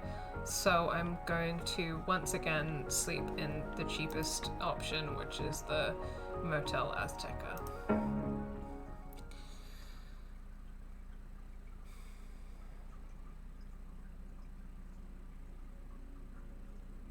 I couldn't bring myself to turn off the lamp next to the bed. I'd come here for the dreams, and now I was afraid of the dark. Classic. I lost myself in the orange haze behind my eyelids, and then I knew it was years ago and Savvy was in my house. She was touching everything, the seashells, the pine cones. I knew that this was the only reason that I was alive. I looked down at my feet and saw they were small and perfect, and I realized they were hovering above the floor. I was flying, or at least floating in this room with Savvy, and I watched her touch my collection, just waiting for her to notice me. But she wouldn't look at me. It was too late for her to try. I wanted to grab her, make her see me, but suddenly I couldn't move. I wasn't floating, I was suspended. I died frozen in place. Woof. Okay. When I woke up, the lamp had gone out. So much for that. The sign on the table said the Azteca was out of breakfast. I woke up. The Azteca was out of breakfast. Back to work. Well, that was great. Night 5. Hello and welcome back to the stream. Chickpea's gonna be playing the game now. She's a gamer girl. The keyboard is not there, but I'm gonna pretend it's there for your entertainment. Bop, bop, bop, bop, bop. Tap, tap, tap, tap, tap. I'm Chickpea. I'm a gamer girl. I'm a gamer girl. Tiny meow. Okay, well, thank you for your service as always. I wonder what it would be like if Chickpea was playing a visual novel. I wonder what voices she would do. I always wonder what, like, I don't feel like I have, like, a solid voice for Chickpea. Like, I have an idea in my head of what Cornflake sounds like, right? Because Cornflake... I don't know, like, I feel like he sounds like Tyrion Lannister. You know, what... Wait, no, which one is Tyrion and which one is Tywin? I don't know anything about Game of Thrones. The one who's, like, the old guy, right? I feel like Cornflake sounds like that, but I don't know what Chickpea would sound like, you know? Let me know in the chat what you think Chickpea's human voice would sound like. Tywin is the dad. Yeah, that's the one. I feel like Cornflake sounds like that, right? I'm not sure about Beans. Beans is just a sweet little boy, so I feel like he'd have, like, a sweet little voice. But, oh yeah, we have new emotes. I forgot that we have new emotes. People who didn't know, because I'm the person who runs this channel and I should have told you and I didn't tell you. We have 2 new emotes. Evelyn just used one of them, which is of Cornflake Lurkin, and the other new emote is of Chickpea, actually. It's of her sleeping. Oh, wait, no, I don't think we have the Chickpea emote up yet, unfortunately, but as soon as we can, that's going to be available for you. Yeah, okay, the Chickpea one hasn't been approved yet, which is incredibly rude of Twitch. But yeah, I love giving animals voices, so we'll think on this. Thank you, I can't wait. I'm interested in what you think your cat Sapphire's voice is as well, Charlotte. Just catching up with the chat real quick. Okay, we're good. Okay, game. We're playing a game. Let's keep playing the game. 5 nights. 5 nights since my best friend became a fugitive and left me to fend for myself in an automation city. Sapphire has a Russian accent. That's amazing. I would love I would love some TikToks of her dubbed with a Russian accent. But the city felt different tonight. I couldn't put my finger on it. There was this energy in the air. A tension, static building up. Okay, I don't know if that's the game implying that we're on the last night. Ooh, text from Liam. Stuck in the protest madness. Can I get a rescue? The Radix action. Azul's weird warnings made sense now. Ali, trapped in protest, getting scary. Can you get me? I'm trying to remember who Ali was. Was she the person who did surveillance for Capra and she got into the car and she didn't tell us that she was doing surveillance? And we had, like, a whole conversation about that. Ali too? What was she doing at an anti-cap event? My phone pinged again. What was going on?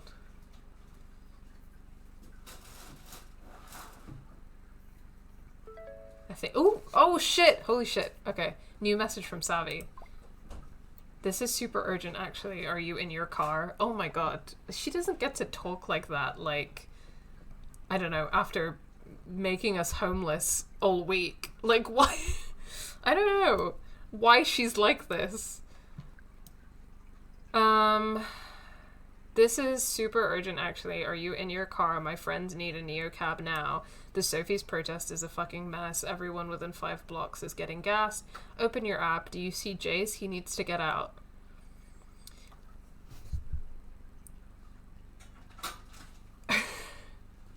I'm upset about that, personally. Personally, I'm quite upset about the fact that she's, like, put us in this horrible situation, and now she's, like, asking us for a favor like that. But, okay. I mean, maybe it's not her, maybe it's someone impersonating her, I don't know. Yeah, fuck her, actually. She's not a good friend, you know. I think it has to be said that she is not a good friend. Damn, it's kicking off. It is. sure is. Okay.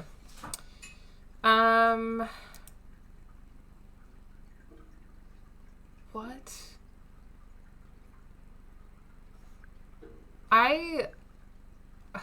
Okay, I don't know what to do. So we have to pick between her boyfriend and then the other two people, Liam and Ali, I guess. And we go to one of them at the protest and you know, help them out or whatever. I mean, I'm feeling very strongly like fuck Savvy right now, and I don't really want to do what she's asking me to do. But part of me is curious, so I'm having mixed feelings about that. Not her boyfriend, gay rights. Okay, well, you've convinced me. Not her boyfriend. Another friend of mine needs help.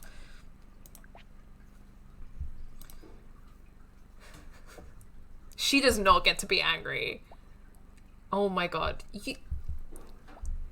Oh my god, why is she like this? I'm sure they'll be fine. Lena, please just get him now. We can meet up after soon. I can't promise anything. Actually. Whoever we think would be in most danger from being caught by police in a protest. I mean, interesting. Between Liam and Ali, they both work for Capra, but they are also both black people. Ali being a black woman and Liam being a black man. So in terms of like who would be the most in danger in the protest, I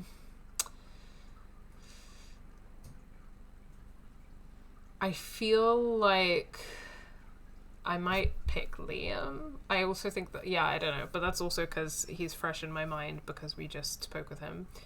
I did not see her most recent text, so I don't know what the last thing she said was. But, R.I.P. Sophie, it should have been Capra. Okay. That's in the journal. Okay, wait, no, let me go back to my home screen. How is our feel grid doing? You're in between red and yellow. You may be feeling arousal, excitement, or anxiety. Between red and yellow, you're beginning to feel agitation that could be either positive and negative, blah, blah, blah, blah. Okay.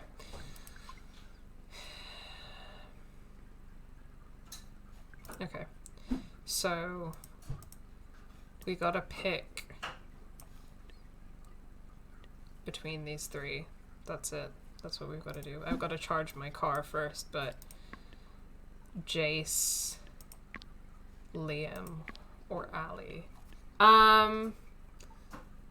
It was like, you can do it, you're my favorite. Oh, what a bitch.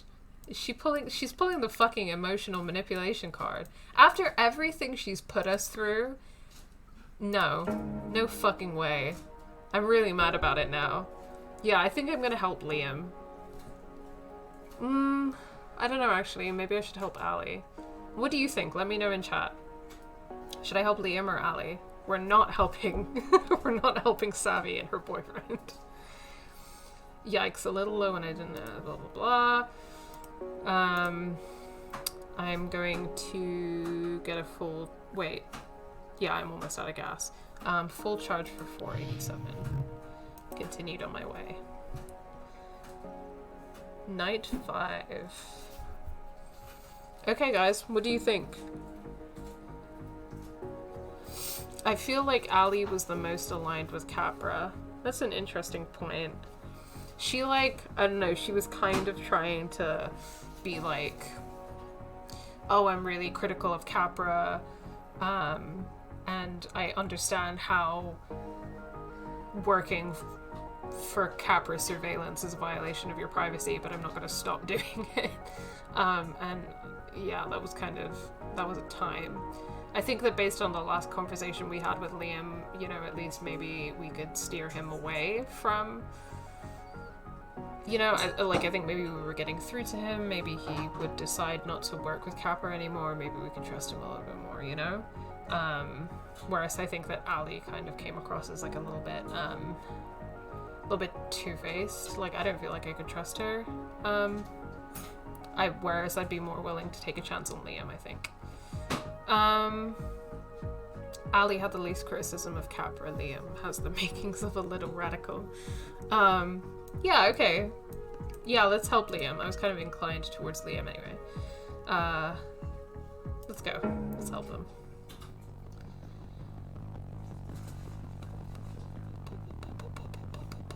Liam was my leaning as well. Okay, well, good to know that we're all on the same page. The streets flashed red and blue with the lights of LOPD cruisers. Broken glass and trampled cardboard signs littered the sidewalks. Driving past, I caught only hints of words on the protest signs. Cars, blood, Capra. A pair of cops shoved a screaming protester into a car as others herded stragglers away from the scene. However bad this had gotten, it looked like things were coming to an end. I worried what Savvy would think of me leaving her boyfriend stranded in this chaos. I don't fucking care.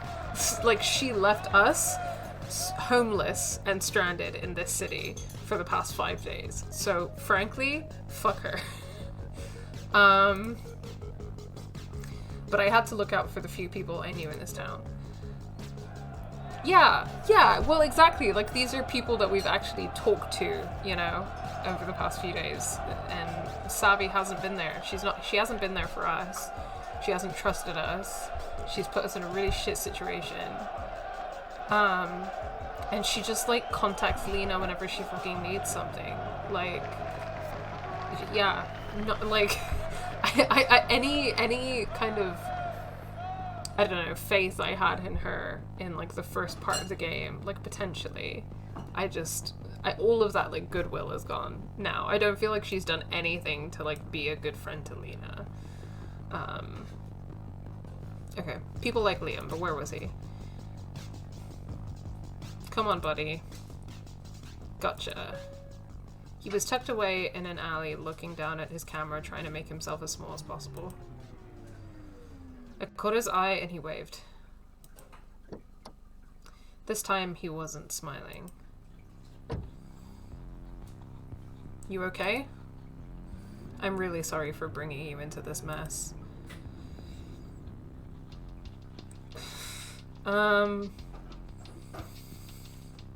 Don't worry about it.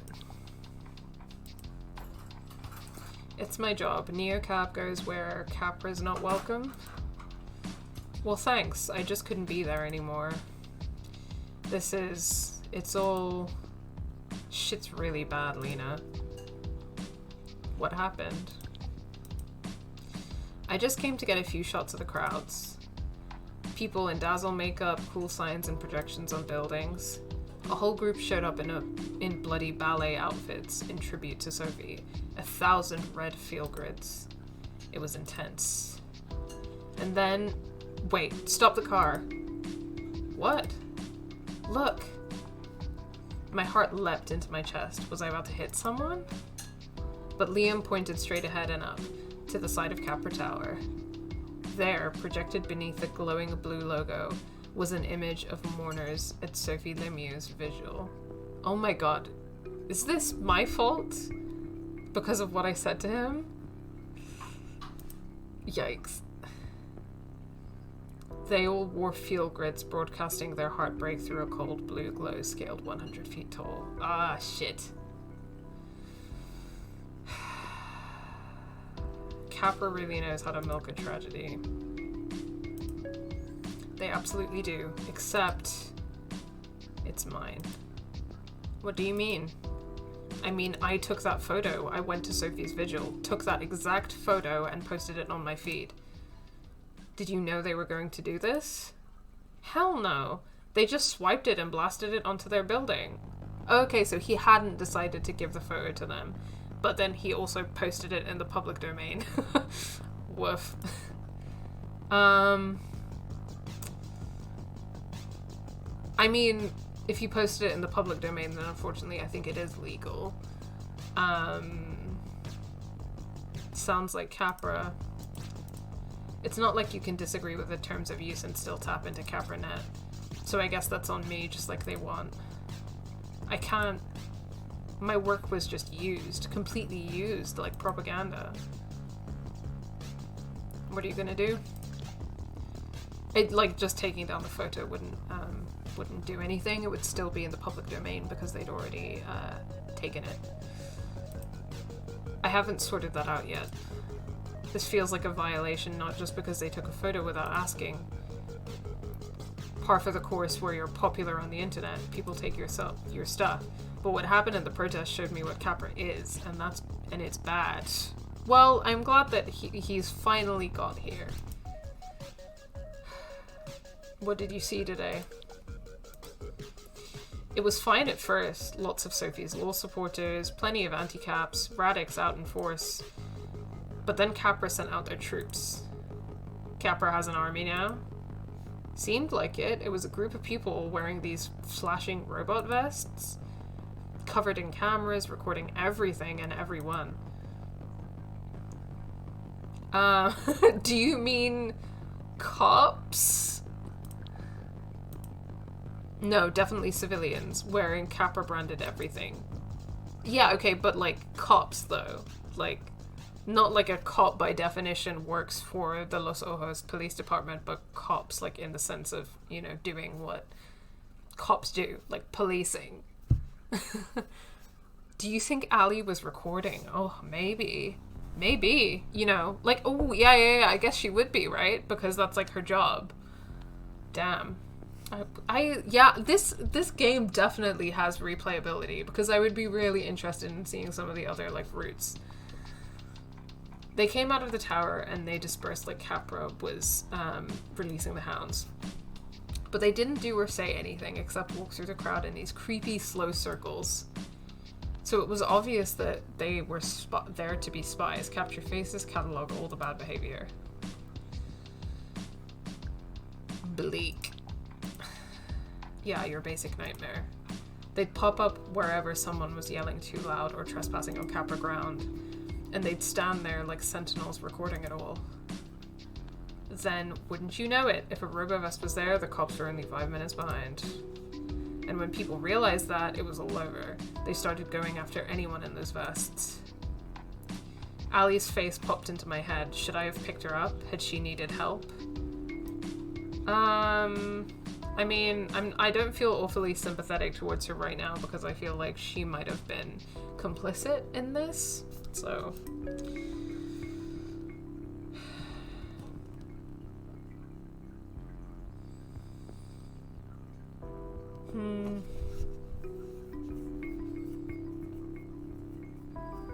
The LOPD loves Capra, don't they? Seems to be mutual. People were ripping the vests off, smashing them, using them to break windows, burning them. It was like the last straw, not just for Radix people. Everyone was fed up. And so I took pictures of all of it.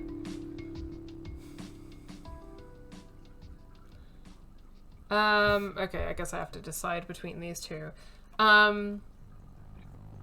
My caveat to posting or sharing these photos would be confidentiality. So when taking protest photos, you should not post photos of people at protests without their consent because that could put them in danger, especially if they, you know, they don't have, like, if you can see their face, if you can see any distinctive tattoos or features or items on them, posting a photo like that without their consent could be really dangerous. So yeah, there's a lot of like stuff that you want to be really careful about when posting protest photos. Yeah, so I'm a bit concerned about that. I don't know if the game is gonna go into that, but I think on the basis of encouraging him to you know, do something about it and fight the power, I will suggest that he share the photos, but just so that you know, in real life you should not share protest photos that could endanger people without their consent. Those are the ones you should share. Capra doesn't get to hide from the truth. Oh, I will. Do you know what's been happening all day today while I've been at the protest? My phone's been blowing up. DMs, press inquiries, interview requests. I've gained nearly 10,000 followers today just because of that photo. Trolls are fans. Both. It's either Capra evangelists thanking me or anti-caps railing against me. I mean, really railing. Are you okay? Not sure yet. I'm exactly what I was trying to avoid. But if this is how they want to play, then game on. Yeah, Liam. You go. And I'm gonna make them regret giving me a platform. Yes. I'll post everything I took today. Hell yeah. They probably think that they did you a favor. Maybe in a way they did. There were still echoes of the protest in the streets. Oh, well, that happened too quickly. A woman with grey braids and a sign sticking out of her tote bag. A couple with Radix patches on their matching jackets. What do you think it's like for that woman there with the sign that says Capra kills? I think it must be hard. Yeah. But imagine she might have lived her whole life in Elo. How does it feel to watch it all change? When was she probably born? 1980? 1990? She's from way before Capra came in and put their eyes everywhere, switched out the cars, changed the currency. She's lived through so many big disruptions, so many broken social promises. And still here she is, carrying a sign against one more. What must that be like? I think she's kind of incredible. But does she? Makes you wish she was wearing a field grid. Maybe I'll lend you mine one day. Nah, I'll leave all that to you. He paused for a second, like he just didn't want to get out of the car. Was he really gonna be okay? Aw, he's grown on me. I love that he's getting radicalized. Yeah, I love it. I think there are clearly like other ways to play it where, I don't know, maybe he doesn't get radicalized, but I'm glad that that's kind of what's happened in this playthrough. But he gathered his things and nodded to himself. Right, time to go finish my vacation.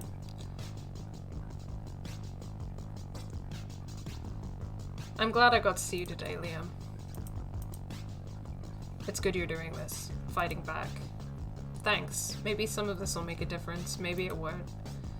At the end of the day, they're Capra and I'm just a tourist. But I can't very well put my feet up and drink margaritas after this, can I? Took that away from me too, the bastards. That's what I'm really mad about, you know. I hope you're joking.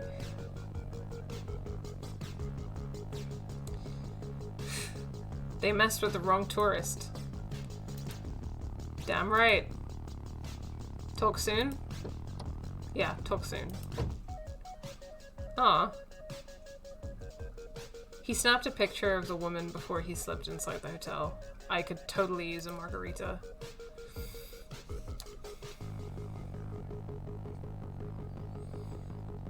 Oh, I feel like at least we've made a friend in all of this. 5 stars from Liam.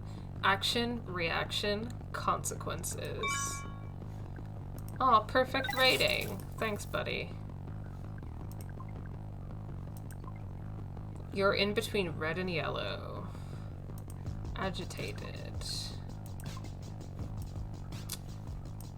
No corporate state. No on Sophie. Ban Capra.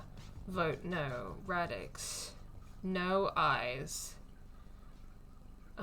Peace. Vote yeah. Oh, okay, so this is the other side. Heart Capra. And that's like the Capra logo, but with a peace sign in it. I see that now. Do it for Sophie. Yes, on Sophie. Okay. Pick up request.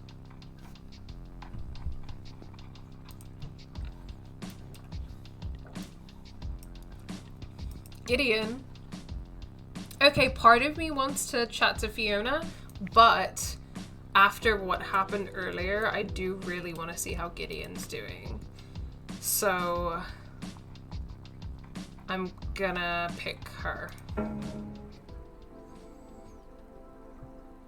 I pulled up to Gideon's pin. No way! It was a sushi ape. We went to one in Cactus Flats for my 10th birthday. I remember the animatronic ape short-circuited during the birthday song. Its head had sparked off its body and dangled by a single wire at its chest, still singing, and I had the cake knife in my hand. Best birthday ever.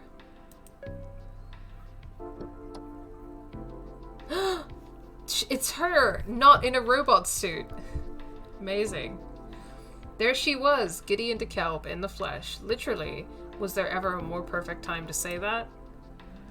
I'm never going to another party ever again.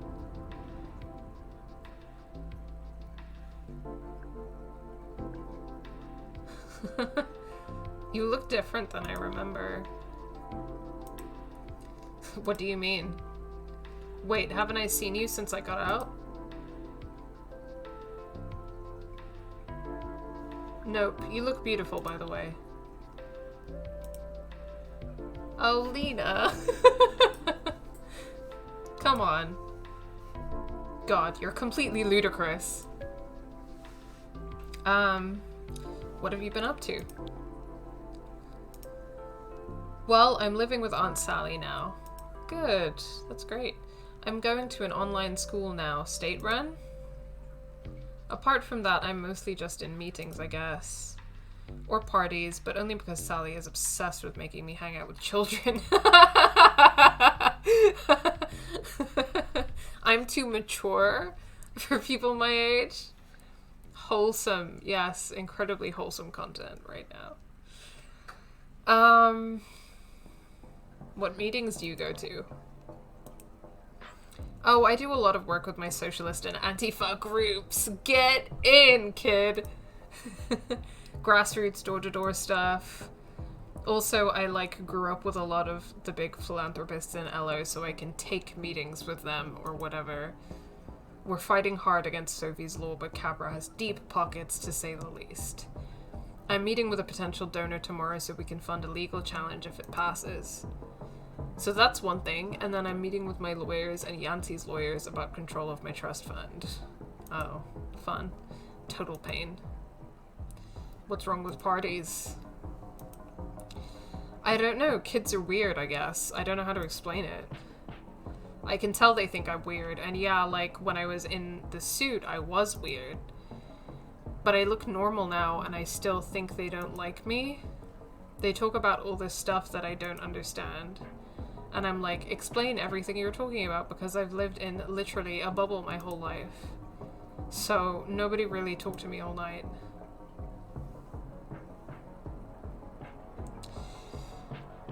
What did you want to talk about? Stuff I'm into, like the work I'm doing on voter registration. We're working really hard to make sure folks are registered. Did you know there's all these legal tricks that people like Yancey do to suppress the turnout? Sounds important. It is, but they didn't seem to think so. I don't know. What am I supposed to like? If I was normal, what would I be into? If I was normal, time for some real talk.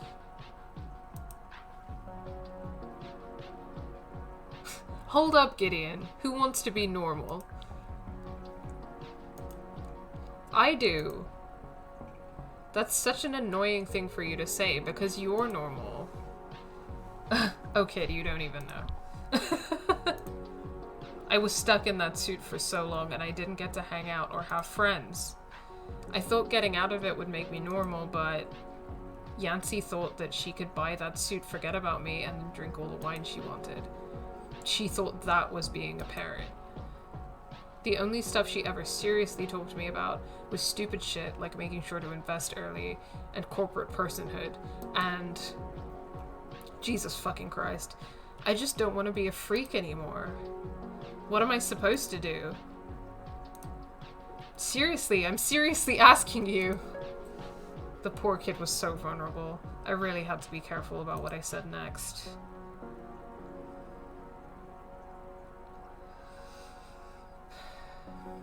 You're not normal. Embrace it.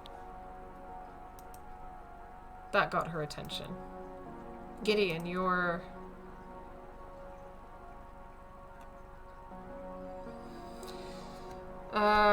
I don't want to say the first one because she probably doesn't want me to mention the cyborg thing. And that's not relevant. That's not like who she is. 14 and you're a power player taking meetings about philanthropy and stocks. Okay, that sounds too corporate. 14 and you're overturning propositions and saving voter rights. That's the best one, I think. And that is awesome. There is absolutely nothing wrong with you. Oh. Okay, well, Lena, I don't think there's anything wrong with you either. We arrived. I remembered Aunt Sally's place from last time. Oh, okay. It did that too quickly again. See you around, I guess. I hope so. Well, if you're serious, you should come over for dinner. Sally will cook, and you and I can have wine and sit in the living room and talk. Oh, this is so wholesome! We made friends! You drink wine? Bye, Lena. With little human legs, she ran up the steps to her aunt's house, her hoodie bouncing in the breeze. Oh, this was so wholesome. Out of that suit, she really did seem taller.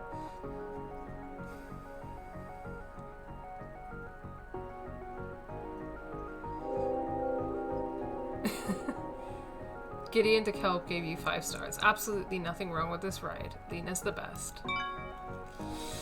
So wholesome. Fuck Savvy. We've made some real friends and some real community in this city. I love it. Okay.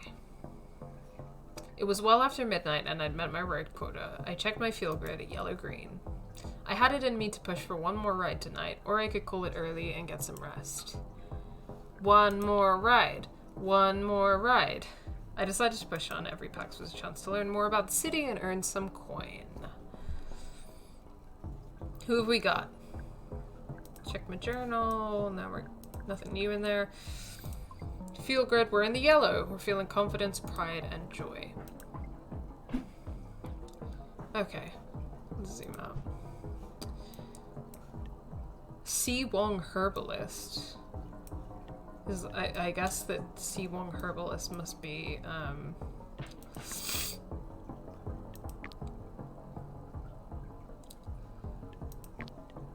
must be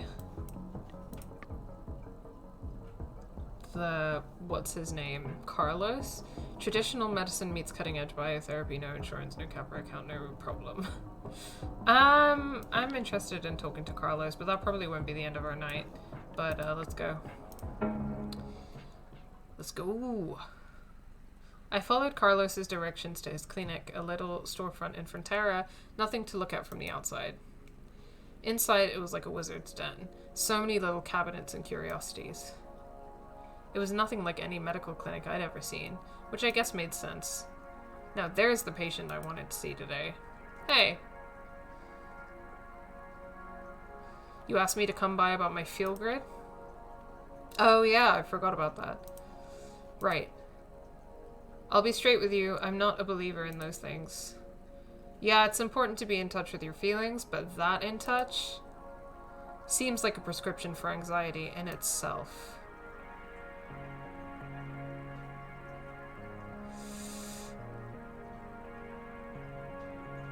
I'm not actually sure I still want it.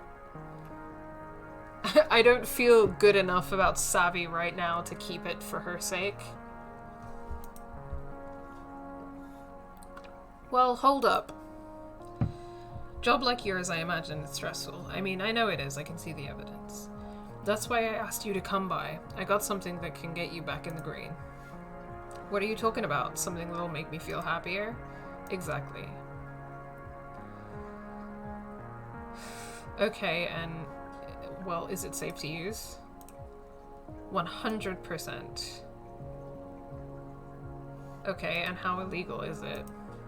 Lena! Who do you think you're dealing with? Are there side effects? Everything can have side effects. That's so not reassuring. This is ridiculous. If you're gonna give me some kind of medication or drugs, then you have to tell me about the side effects. It's true though, drinking a glass of water can have side effects. Is it a glass of water? No. Oh my god, annoying. So it's drugs. Nope. No need to worry if that's not your thing. Is it some weird chemical thing? Nope, totally natural. Am I gonna hate this? I'll stake my rep on you not hating it. What is your rep exactly? Whoa! You sound like the district attorney. And it's definitely not illegal? This better not be a romance. I wish everyone that walked in here had your sense of humor. I give up. What is it? Well, it's all natural. And it's you, Lena the Neo cab driver, taking a couple of minutes out of your busy schedule, away from all those packs, all their lives and their issues, just leaving all that at the door, to spend some time with one Carlos Wong, consistently ranked by national magazines as the most chill, least judgmental guy in LO. And who is here and interested in whatever you might have to say.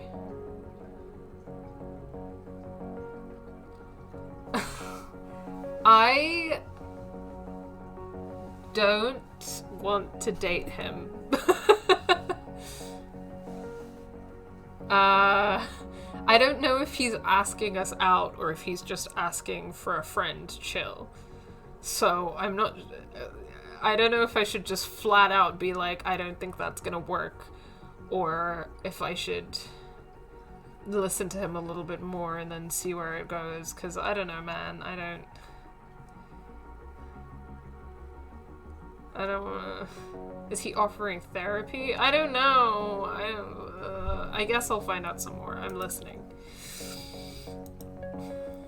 So we spent almost a full hour. That somehow felt like both 5 minutes and 5 hours at the same time, drinking tea and swapping professional horror stories. At least my packs only spilled their guts figuratively. I think he's an okay guy. Who stands an okay chance of ending up in prison? I want to keep talking, but I think my next appointment's about to kick down the door. You know what it's like with dysentery. I really don't. Try and keep it that way. Hot tip, you know that restaurant down in the Steve Model Village? I'd skip it. Before you go, it's your first time here, so I gotta give you the standard spiel. This place, this clinic, runs totally on donations, small money only. Payments for appointments are optional, always will be. It keeps folks coming in when they need the help. Patients you can donate, though, we do ask in a very chill way that they think it over. I know it's awkward, but we ask because we believe what we do here is important. If you want to donate, if you don't, that's entirely up to you, and there's no judgment coming from here. So what, was that therapy? I don't know, I'm confused. Wait, was that all an appointment? Did he only want to see me for an appointment? Was Carlos just my therapist? A sign on the wall suggested a donation of 20 coin for an hour. Honestly, I didn't know this was an appointment.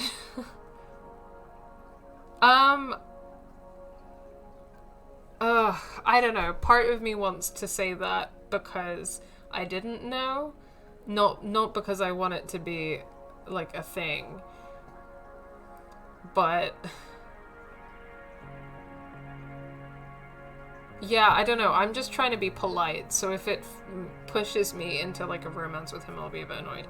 Honestly, I didn't know this was an appointment. Yeah, because he should have said that it was an appointment. Oh, you're right. I didn't make that clear at all, did I? No, you didn't.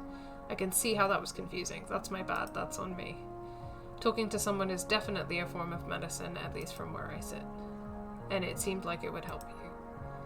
But honestly, this talk helped me too, so forget about the donation, okay? Don't sweat it. Thanks.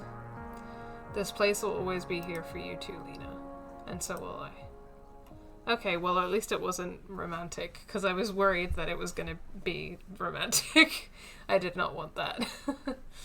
But, you know, it is wholesome that, like, we have friends and a community here, right? So that's cool. You're in the green. Sympathy, tranquility, or relaxation. Let's look at the map.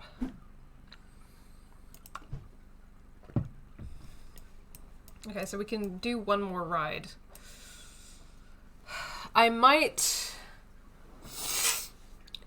don't know if I'm gonna I don't know how I feel about... I don't really want to give the other three a ride. I don't really care, so I'm kind of tempted to risk the low star rating to talk to Painworm guy. Fuck it. Yeah, let's go see Aganon. Aganon looked as gloomy as ever as he dropped into the back seat. Painworm time. I was about to ask him about it, but I remembered my last ride with him. Hail the Painworm. Hail Metawobian. I'm glad to see you again, Aganon. Seriously, how's your night going? To tell you the truth, I'm mostly tired. It's probably gonna say I can't say that. You and me both. With respect, you just drive a cab. Oh, fuck off! Just? Excuse me? I wasn't in the mood to raise my voice. Ugh. Which you think is easy? Oh no, you're right. It's not at all exhausting to ferry randos like you all over the city, constantly negotiating their emotional needs. Ha ha! Fuck you. Now that you mention it, perhaps you should recruit for Metawopian. Apparently that's exhausting too. I started the Los Ojos chapter of the Cult of Metawopian. Did I tell you that already? Well, it's growing fast. 12 neophytes just this month. I told them each to bring a friend, but I didn't really expect them to. Now their friends are bringing friends. We need a bigger meeting place.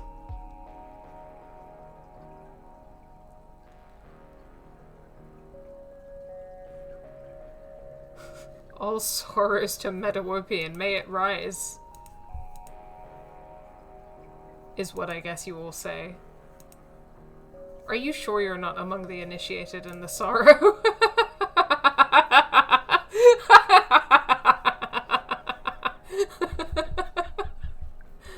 Sorrow wishes. Well, at any rate, I could barely keep up. What's the hardest part? Where do I begin? Metawopian's message has taken a deep hold in Los Ojos. Wormed its way in. Wordplay is a breakdown of traditional etymological barriers. It pleases Metawopian. But I digress. I thought there might be too much competition here. What with the current political unrest. Sorry, guys. This is just so funny. The Radix blobs materializing in the streets. I think you mean Radix swarm? Yes, now that's a cult. Elo is just the right kind of weird, or you chose the right town. The senior agonizers were either going to send me here, or to Trenton. But it is truly here that I belong. Tonight I'm distributing brochures at deadweight gyms. And I have to look at a few meeting places. Then I have 3 different consultations with acolytes. They're advancing through the ranks so quickly. This one, Todd, he's almost on volume 6 of the Book of Hunger and Hardship. I don't even have volume 6. I'm going to have to ask Agonizer Portatio from Seattle to send it.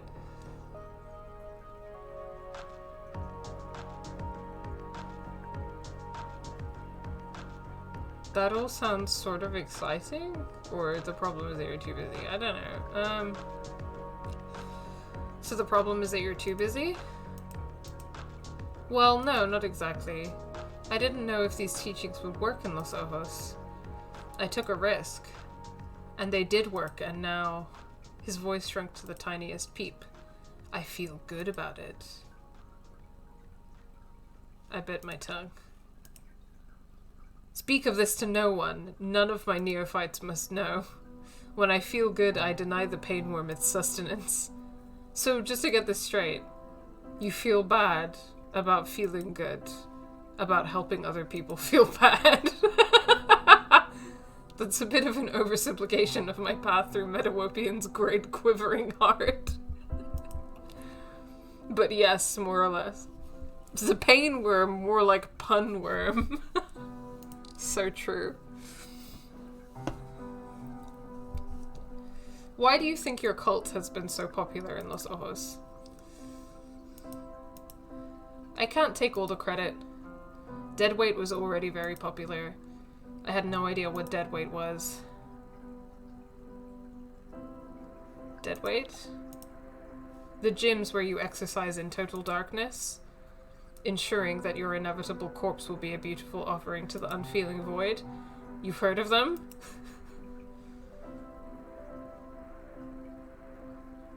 No, but I am so not surprised that's a thing. I was a deadweight trainer in Seattle. It's how I got into Metawopian. A natural progression. Of course. So it is even worse that I feel this pride. Maybe. But it seems like you've worked really hard to make things happen for your cause. I think that's cool. The pain worm knows the truth. Do you mind if I say something direct? Of course, if you're about to say something that makes me feel bad, thank you in advance. Aganon, what you're talking about is pride, and it feels good. Thus, it does not nourish the pain worm. I cannot... Aganon, please. Do you know how many people in this city would love to feel what you're feeling? Like, they're on the right track? Like, what they're trying to do is working out even better than they'd hoped? You've got that feeling, and if you try to squash it or pretend it doesn't matter, well...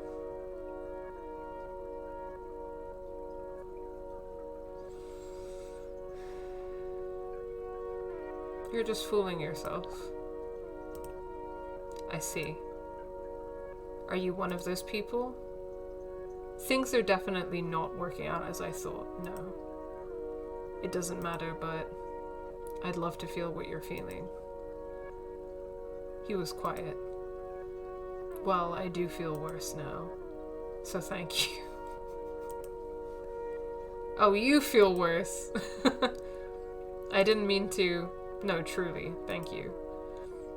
And I'm sorry you feel you're on the wrong track.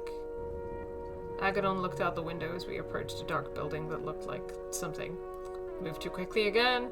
I didn't see too many signs of the old LO between all the shiny new construction. We're here. Perhaps I can use this building as a meeting space. You're invited, of course. Or I can leave a brochure. Thanks, Aganon. The air still had that stale French fry smell. It was kind of nice to see the past peeking out. Nice, and also a little sad. Well, that was incredible.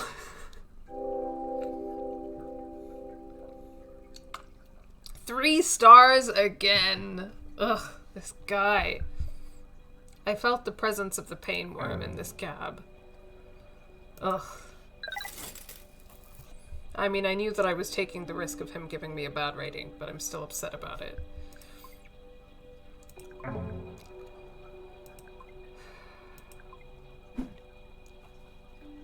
That truly was such a wild interaction.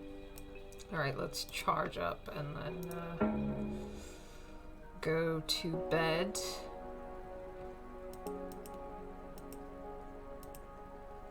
Full charge.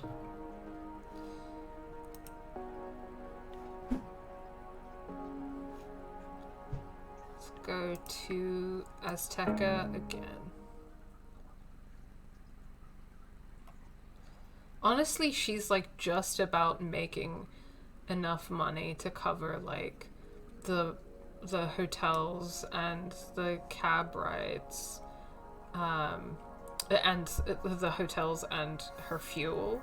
Like, we're not even factoring into this like how much money she would need to spend on like food and stuff.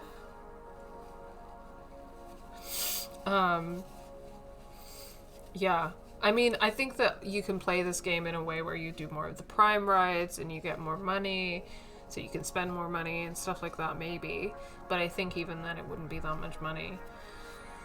And I feel like when I keep looking at our credits, we're losing money.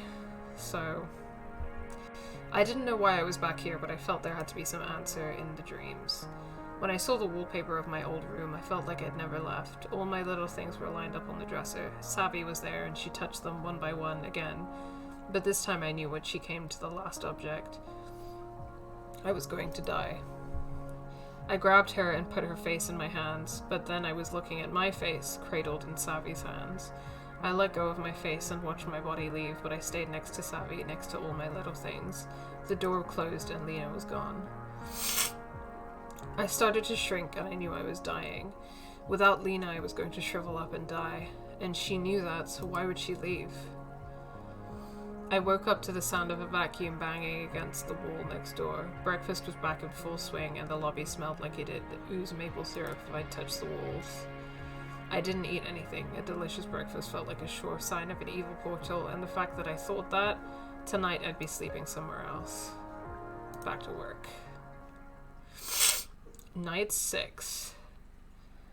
I checked my phone for another message from Savvy the second I woke up. Nothing.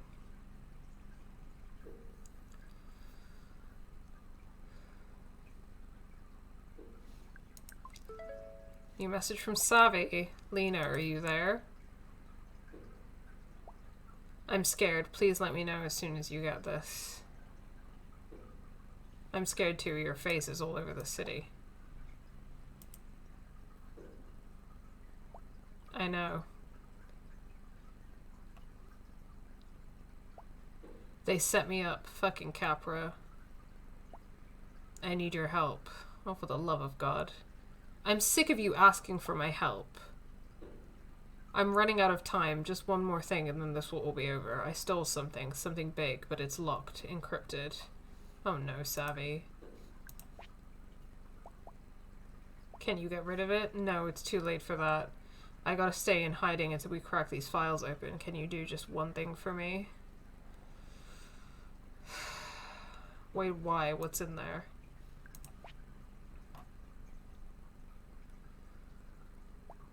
There's evidence on a drive. It'll clear my name. I can't say more right now. Can you deliver the files to someone who can help, please? I might know someone. I met this, like, quantum hacker. She can crack anything, apparently. Perfect, don't say any more here. Can you get to them now? What do I tell her?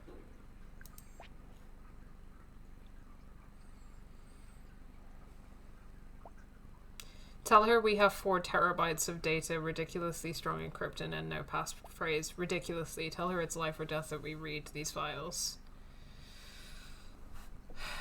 Then what? Text me if your friend is for real, then we can finally meet up. I'll send you a pin. You got this? One more thing. How am I getting these files? No worries at all, you already have them. What? Ugh. I'm so sick of her shit. I left them on that feel grid I gave you. What the fuck? You hid your stolen shit with me? I thought this was a present. It was. It also happened to be the only device I had when I got my opening. Brand new. So untraceable. Look, L Bunny, I had to think fast. Please don't be mad. I'll explain everything. Just get here soon. Good luck.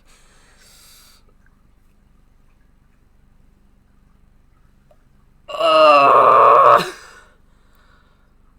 Oh my god, she sucks so bad. She sucks so bad. Who treats their friend like this? Like, holy shit. I'm so upset about it. Like, holy shit. Ugh. And I'm running out of cash. I keep getting less and less money. Ugh, I'm so upset. Alright.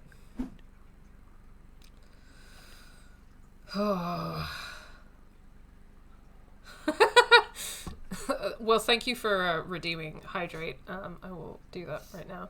But the real worst best friend, yeah, for real. People think that Chloe Price is the worst best friend. They're wrong. I'm actually gonna make a Game Assist video called The Real Worst Best Friend, and it's gonna be about Savvy. Thank you for the inspiration.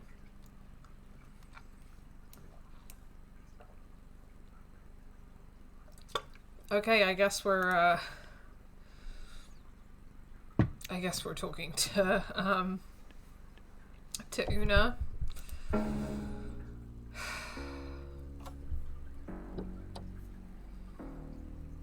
Hello, Lena, old friend, loyal driver. Why, hello, Una darling. How's reality? Please do I'd watch that. Sounds rad. That'd hit the algorithm. Yeah, it sure would hit the algorithm. Slightly better. I've been setting people up on blind dates. Oh, of course. Have they worked out? I've received reports of 2 thrown drinks and 1 near fistfight. So yes. Wow. She just loves to ruin people's lives. Thanks for agreeing to meet on such short notice. Sorry if I sounded a bit frantic. Certainly entropic. I'm curious, to say the least. In truth, I hoped I might see you again. You seem to make a timeline more interesting rather than less. I'd rather make the world better than make it more interesting. How boring. Wow. My estimation of you has decreased by 1 degree. But you need a passphrase. Yes. My friend says it's life or death. Blah. Somehow it always is. Okay, so have you ever seen one of those bracelets before? Oh dear, yes, very on trend, Lena. Feels good, is it? Feel good. That's right, hot new social startup recently acquired by Capra for an obscene sum. She loves the chaos. Yeah, a little too much, I would say. I feel like she's chaotic neutral in the worst way. Full access to blood data, terrible privacy policy. I wouldn't get within 10 nanometers of it. I wasn't exactly informed about any of that. Okay, it was a gift. I didn't know Capra owned them. It just sounded fun to know something new about myself and maybe share it, right? I'm not trying to scold you. Just take this as a reminder that all new technology is a meeting at a crossroads, a bargain. And you're sure to get something out of it, some new insight, some power, but... Well, you know the story. What deal did we make this time? It's not my deal. I don't even know the details yet, and that might be for the best. I felt my heart skip a beat, a flash of instinct that whatever Savvy was doing could lead me into a world of trouble. Unsurprising that the entropy woman lives for chaos. Yeah. I guess maybe we should have seen that coming. Maybe Una knew I'd been wearing stolen tech the entire time. Maybe she had sensed it. I just know there are encrypted files stashed away in the bracelet. Can you take a look? I already am. This feel-good wireless protocol is amateurish at best, a total pushover. Now this file doesn't belong. Charlie_Elliot.dat. Charlie's hard drive. Una stared into her hollow space, murmuring to herself. Yes, this file is something else. Military-grade quantum encryption enforced by the underlying medium. To attempt to read this without the passphrase would be to destroy its contents. You know, it's just light inside your little bangle. A tangle of photons twisted up tighter than you could imagine. A tiny hole of mirrors. Can you open it? Easily. So you can just break into it? Oh dear, no, impossible. Thankfully, I won't have to decrypt it. Huh? Don't worry. What I mean is, I'm going to open this the easy way using its passphrase. We don't know the passphrase. She's gonna ask us to talk to Charlie, basically. Let me ask you something. If you had an infinite amount of time, how would you obtain the passphrase? Interrogate Charlie until he gave it up. That would be one way to do it. Let's say Charlie is dead. What? Interrogation is off the table. If you had an infinite amount of time, how would you obtain the passphrase?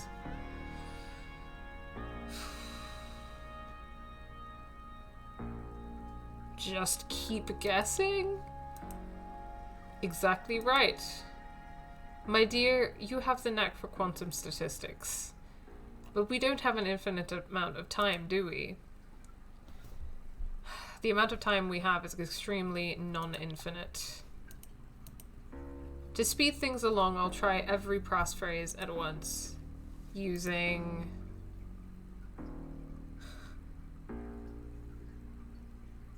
magic? No, but sometimes it feels that way. It would have been easier to learn magic than quantum statistics. Okay, whatever.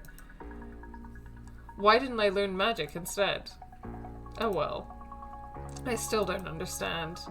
There's a way of making the worlds I should say, go a bit fuzzy. It takes quite a lot of practice, but Una's eyes went glassy. Ah. There they are. If she was doing some sort of deep quantum computation, it didn't look like much. In fact, it just looked like a bored pack staring out the window. Quiet, I'm working. I didn't say anything. You did in another timeline very close to this one. Shh. I had never been scolded for something an alternate version of me had done. It felt unfair, but also sort of awesome. Maybe it was my imagination, but a chill seemed to settle in the car. Una was deep inside herself. Or outside herself, ranging through other worlds farther and farther from this one. Trying a different passphrase in each one.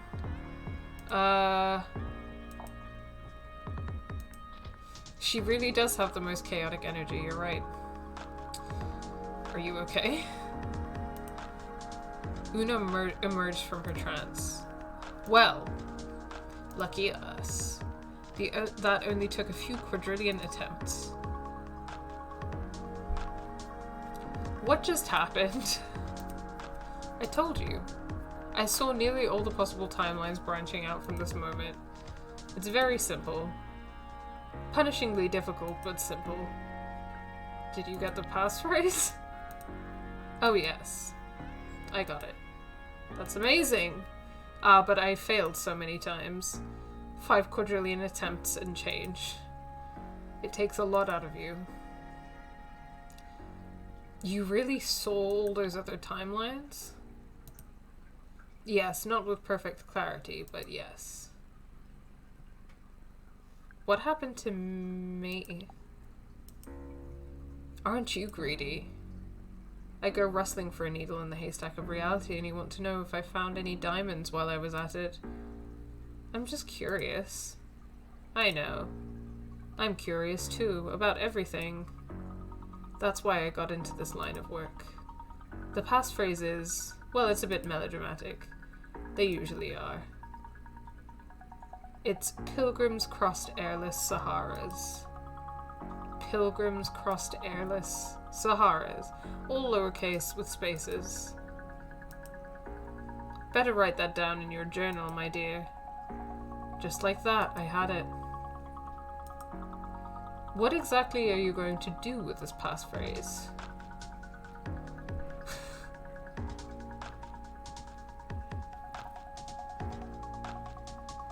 Bring down a company, I hope.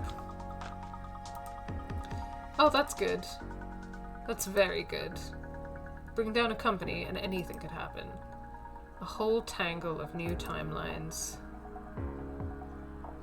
That's what I'm hoping. Well, you know how this works.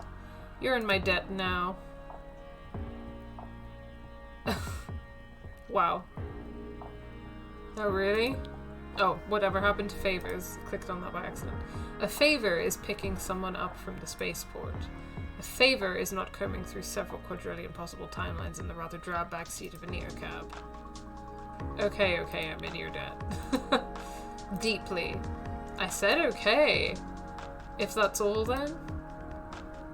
We're right up here, dear. Thank you. You're quite welcome. Please, make some interesting choices now. Una scooched a little bit as if she was going to leave, but then instead she spoke. My dear, there's something I need to tell you. I sat here scouring all those timelines, and everything changed all around us. In one, a meteor crashed into Los Ojos. In another, a giant mutant worm rose up from below. Aganon was for real? Those weren't even the most unusual events, but through it all there was a second phrase that seemed almost to match. This phrase wouldn't decrypt the drive you gave me, but it felt somehow entangled with its fate. Does the phrase, trust fund maggots, mean anything to you? Oh.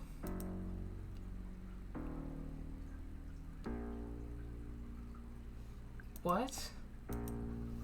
I can't say more than that. I've seen what happens if I do. But perhaps I can say, your emotions are not your own. What does that even mean? No, that's all I can say. Goodbye, Lena. Una swept out of the car. Holy shit. She didn't zigzag randomly like before, but walked briskly in a straight line, getting away fast. I had the passphrase. It was time to see Savvy. Oh, I see. What do you see, Evelyn? What do you see? Is Savvy not even real? I don't know. For real, I don't know, guys. I don't know. Things are getting juicy. It's a warning about Savvy. Also, all this weird quantum maths and timeline stuff keeps reminding me about shit with a certain Twewy Shar. I do not know what that means. Who is just as chaotic in a lot of ways. What does TWEWY stand for? Warning about Savvy. What did she say again? She said, well, obviously the drive had the thing, trust fund maggots, which is like, the world ends. Oh, what's the world ends with you? I haven't heard about that before. Okay, sorry. I'm not making any sense right now. Also, I see that while I was taking a break, we got a follow from the incredibly named Ladies Have Two Holes. I don't know if that is a spam account or a for real name, but welcome. It was time to see Savvy.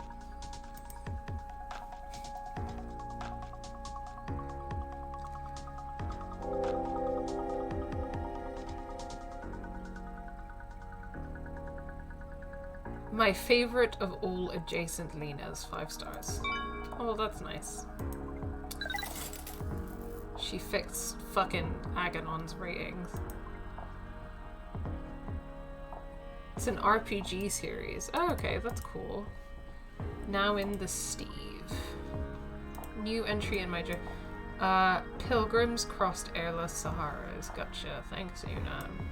And then, yeah, Trust Fund Maggots is this memory of Savvy and Lena.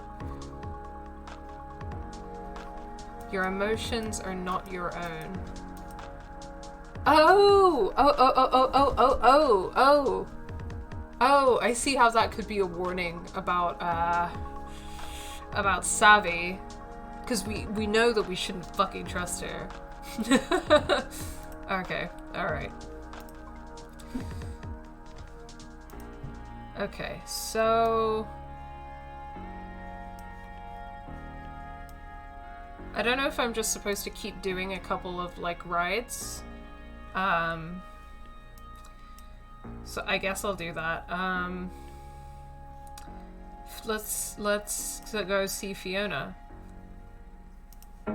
It's been a while since we've seen Fiona. Fiona looked tired, something I could never tell her, or anyone really. Somewhere along the line, it's like we weaponized that word. Fatigue equals failure. Okay, wow, hi again. So, update. Update? You remember, right? You were going on a first date. Exactly, with a guy named... Dre? I think it was Dre. Dre. Yes, Lena, you're the sweetest. So, do people still say spill? I know I do when I've got all this tea. It was amazing. I was worried that actually meeting him, like, IRL, there would be this distance. But we never skipped a beat. It was like vid chatting, only better. Because I could actually, like, see him. I could see, you know, his imperfections. Ugh, it sounds so cheesy. It sounds real. You're seeing him as an actual human being. Yes, exactly, 100%. And, like, I could tell he felt the same way. He told me I was beautiful. And for, like, the first time ever, I was like, hell yeah, I am. Aww. Or at least this guy actually thinks so. Baby steps. The rest of the night was magic. Just actual romantic, silly magic. And we're, like, seeing each other now. Instead of just seeing each other. Like on VidChat is the joke. I see what you did there. Where are you headed now? Actually, I'm going to his place for a bit, I guess. Okay, you don't seem enthused. Well, he wants to go clubbing. But I am just so tired. Did you tell him that? No, he doesn't know we're going out. Wait, what? I just know he wants to. Like, Urine told me. Who's Urine? Wait, you've never used Urine? But you have a field grid. What's the point of a field grid without Urine? What's going on? Oh my god, okay, well... Urine is like a financial advisor, but for desire. Oh dear. It tracks your activity and your emotions and creates a personality profile. That sounds like a nightmare. Why? I guess the last thing I need is to be in more databases. But go on, what does it do? It uses a super robust algorithm taking into account your lifestyle, your choices, your routines, your shopping and viewing habits. Hate it. And then it tells you what you want. What? Oh my god, I hate it. I hate that. But like, obviously a lot of this like parallels with the world that we do live in, right? Because that's kind of like, I don't know. I'm not like enough of an expert on how like targeted advertising and algorithms and stuff work, but like a lot of the surveillance stuff for obvious reasons like parallels our world because of like the cops and corporations being part of like the carceral state and surveilling us all the time, but also like the way that big data is implicated in that, and the way that like our data is collected specifically so that companies can advertise stuff to us. So it's definitely a lot of stuff that's like just, yeah, you're right, it feels so much more direct, but like I think that that's the thing. This is just like a slightly more exaggerated version of what like is real in our world. Yeah. Also, it sounds like that leaves no room for change. Oh, how do you mean? or what someone else wants. Hate the idea of being told what I want or what someone else wants, but that's the same thing that I had with the feel grid. Hate being like told, like, oh, this is what someone feels or what I feel. So this thing can tell you what you want for dinner. Yep, and it'll even provide the recipe. Like, okay, it knows I'm dating Dre and he has urine too. So tonight I wanted to surprise him, show up at his place with a bottle of wine, have a quiet night in. Sounds nice. It sounded like a dream. So I asked Urine if Dre liked surprises. 97% yes. And you trust that? That this app can assign numbers to human emotion? It's never been wrong before. But that's not how feelings work. There are so many variables and nuances. I like surprises sometimes. I want to go out sometimes. People are kind of all over the place. Sure, but a good algorithm knows that. Like, speaking from experience, this is super well designed. It's like it just knows. Okay, so you decide to surprise him. Yes, but then I check and see how he feels about a quiet night, right? And it's like 10% positive. But going out dancing, 84% positive.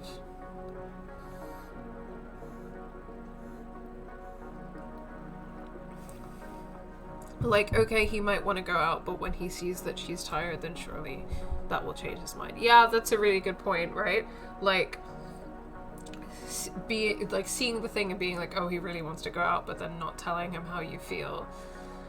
Like, again, was kind of saying this before in like the first stream, but like, there is so many things that like change people's emotions and feelings and reactions, and one of those things is you just saying how you feel and like making the decision to be like honest and open about stuff, and people reacting to you and your emotions and their emotions changing, because it's all like reciprocal and relational.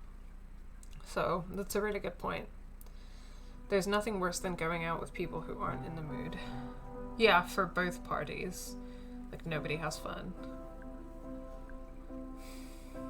What about what you want? What's your percentage on dancing? It's like 5%, but that's not the point. Listen, I am so happy in my life right now. I'm practicing gratitude or whatever. I care about myself a lot. And what would make me happy is having a boyfriend who adores me and maybe starting a life with him. And if urine can make it even a little bit easier, then why is that so bad? I mean, haven't you ever wanted someone like so much? It was a big question, one I had been putting off all week, or all month, maybe longer.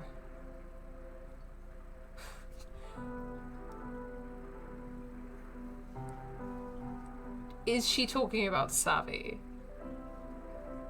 Because I don't think she's talking about Carlos.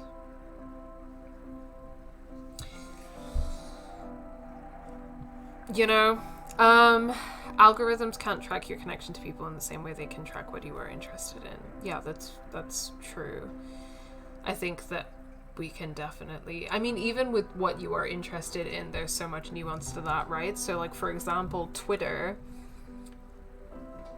thinks that I am interested in joining the army or the police because I talk about the army and the police so much. But I talk about the army and the police in a negative way, right? So those targeted ads have misinterpreted what I'm interested in, and algorithms algorithms 100% can misinterpret what you're interested in terms of like interests. So would absolutely be even more so that, like, in terms of your connections and your emotions.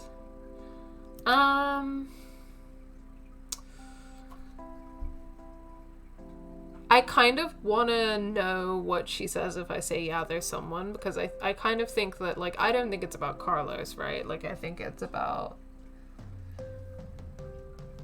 the past, maybe even Savvy. So, yeah, there's someone. Who? Savvy. Okay, well, what if you could know exactly how to make Savvy happy, like with total certainty? I want to be clear that Savvy fucking sucks.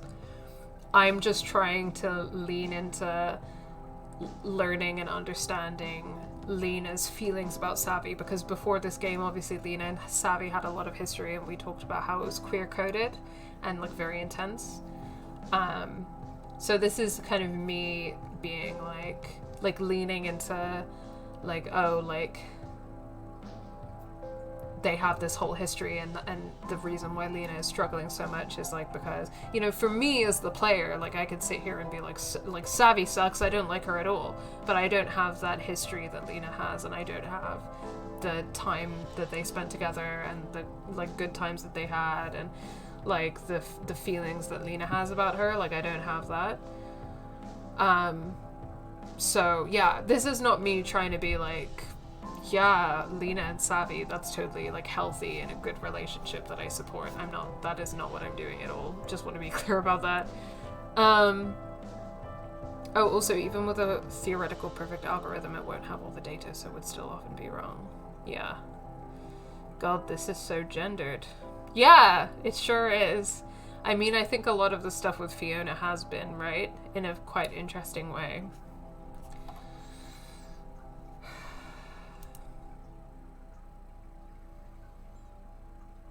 Okay, so she just asked, what if you knew exactly with 100% certainty how to make Savvy happy?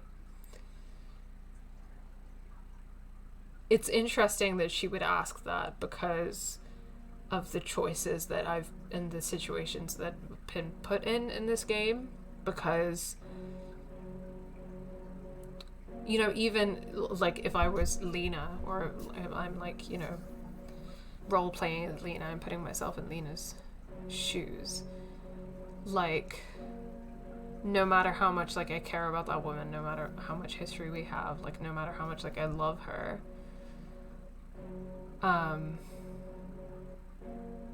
like, if she's behaving in that way and she's not acting like she cares about me or, like, what I need, then even if I know what will make her happy, right? Like, I know that it will make her happy if I do everything that she says that she asks me to do. I'm going to choose not to do that because, for a lot of reasons, but I'm going to choose not to do that because that's actually not the right choice. You know? Does that make sense? Yeah, definitely. Like, this idea that someone will only love you if you mold yourself into their ideal person. Yeah, and I guess that this is really interesting because it's now a parallel between, like, Fiona and her boyfriend and Lena and Savvy. Like, the idea that for Savvy to love her, she has to do, like, everything that she wants her to do, even if she's, you know, like, being an absolute, like, jerk, like, horrible, selfish, bad friend, let alone, like, a bad love interest, you know? So, yeah. So this game is so good. Like, this game is just so good. Like, there's so much to talk about and think about, and so much nuance, and this game is just really good. I'm so glad that I'm playing it and talking to you guys about it. Hearts are, like, crazy and weird and unreadable. Like, people do things they don't really want all the time. Mixed signals, acting out of fear. It's relationship hell. Numbers are chill. Really? They kind of wig me out. At the end of the night, every PAX came down to 2 numbers, stars and coin. It felt so reductive. Wait, we were talking about your night. Clubbing. Are you really just gonna do what urine says? I feel like my heart knows where it wants to go. Urine just shows me the fastest route. You really think it's that bad to have a helping hand? I felt her anxiety creeping up from the back seat.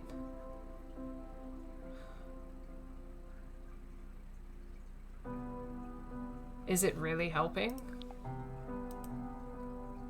I just think that the less digital clutter you put between 2 people, the closer you can get. Whether that's in an animesh or an algorithm. Ugh, I don't know.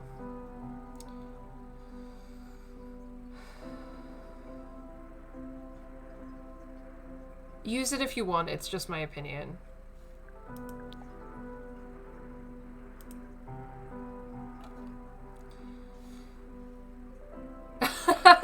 Took me too long to realize yearn was like yearn, as in to yearn for someone. Oh my god, I didn't even clock that.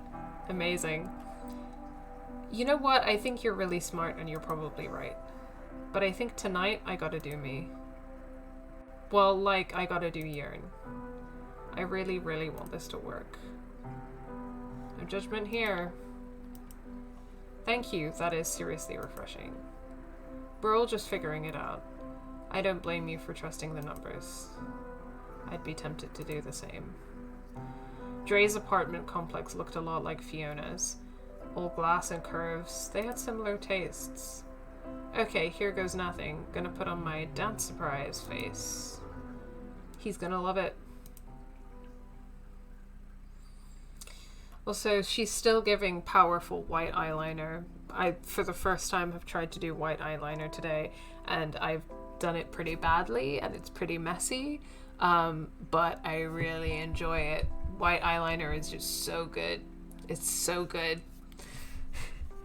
And if he doesn't, you can blame Yearn. Ha! I can't lose. Have a super great night, Lena. I'm glad we found each other again.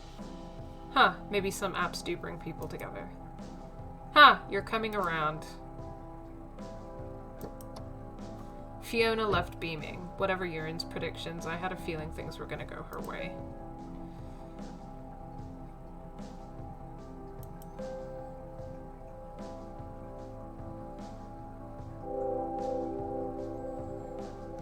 Fiona gave you 5 stars.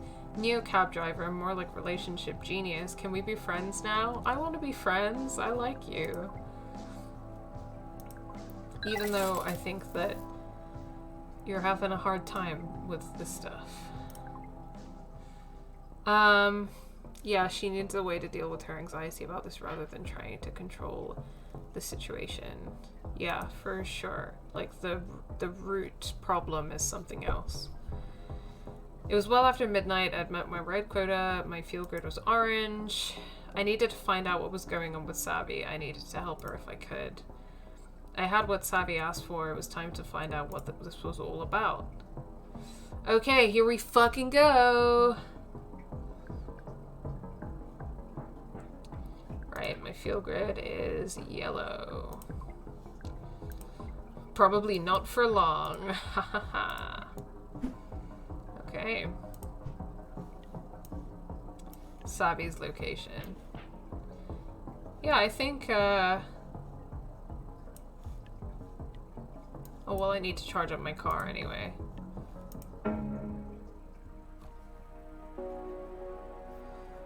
Charging up before I was running low, my dad would be so proud. I will get 2 bars.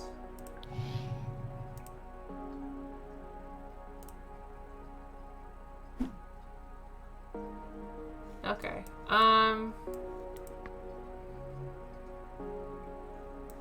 I'm gonna go straight to Savvy's location, I think. Like, the only person here that I'm really interested in is Aganon, but, like, I'm not interested enough to, like, do that again. So, to Savvy's location. So this was where she'd been all along, a lonely shipping container set apart from a sea of clones. A cloud of sage incense hit me the moment I cracked the door. That smell took me back to when we first became friends, sitting cross-legged in Savvy's bedroom, whispering about her parents and drinking wine she took from work. Elle Bunny! There she is. You found me.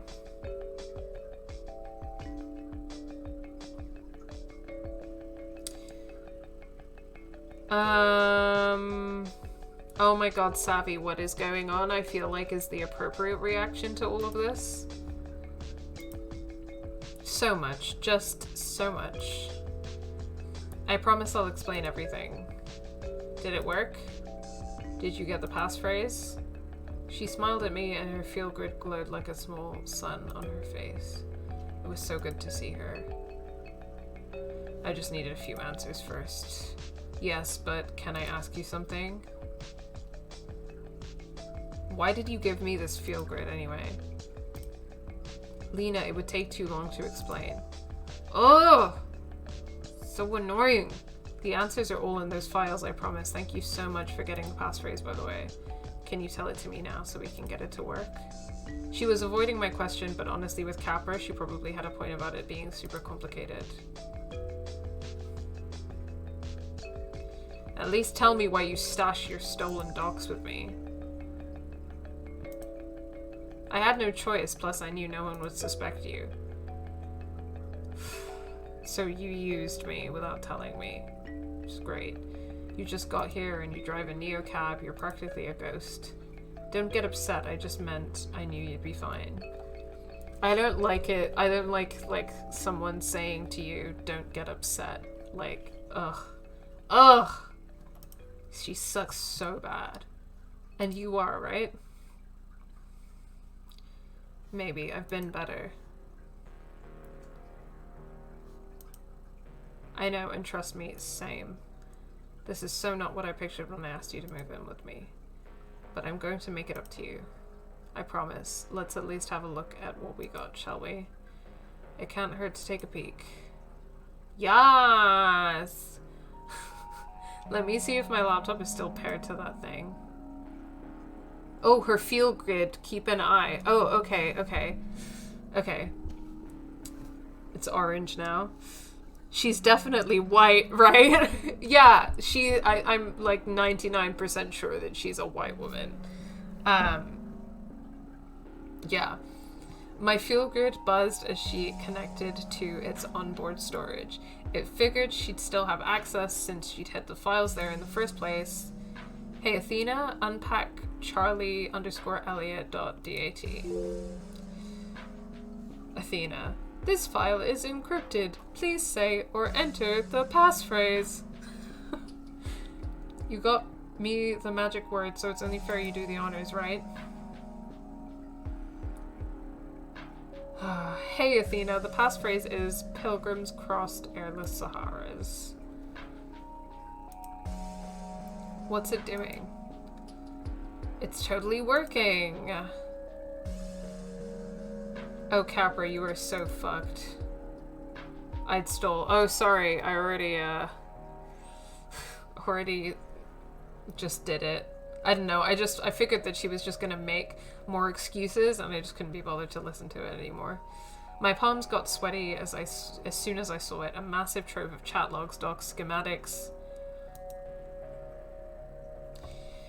Her being a white woman gives some added dodginess as she's massively put you in danger. 100%. 100%. She, like, no, like, Lena is, like, a woman of color and, like a person, like, a working class person with, like, a precarious job in, like, the gig economy. And homeless, because Savvy said that she could move in with her, but then that didn't happen. And, like, she's extremely vulnerable in all of those ways. And into danger, with the state and with the police. And Savvy fucking put her in that position. Like, fucked up, man. Like, really fucked up. Like, really fucked up. There's so many levels to, like, how shitty, like, what she has done is. All watermarked Capra Confidential in block letters. Whoa. You're sure we'll find the smoking gun in there? Like a million smoking guns. Did Charlie tell you what he does? No, he said it was a secret. But he definitely kept talking about how he couldn't talk about it. Exactly, he's inner circle. Capra's up to some shady shit, I just know it.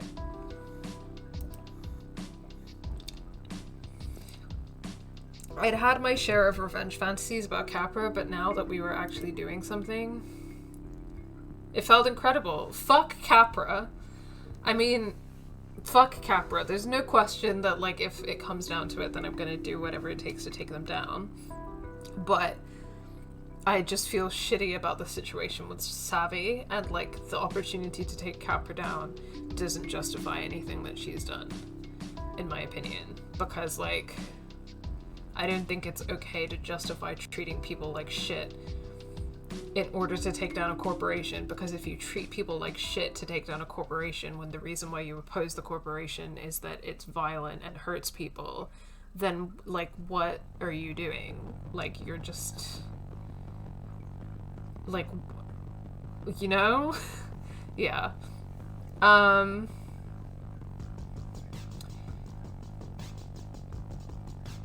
It felt incredible. Gotcha. She's yellow. What'd you find? Shit, never mind. Blah blah, meeting notes, reports. Come on, I know you've got dirt in here, Charlie. Wait, you stole this thing without knowing there was anything bad on it? I mean, I didn't have specifics. Dude was way too squirrely not to be hiding some serious shit. I've just got to find something big enough to be a whistleblower, and not just, like, a criminal.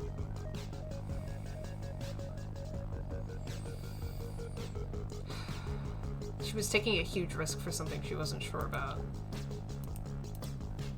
Ugh, I'm just seeing offshore accounts, golden parachutes for executive harassers, forged safety reports.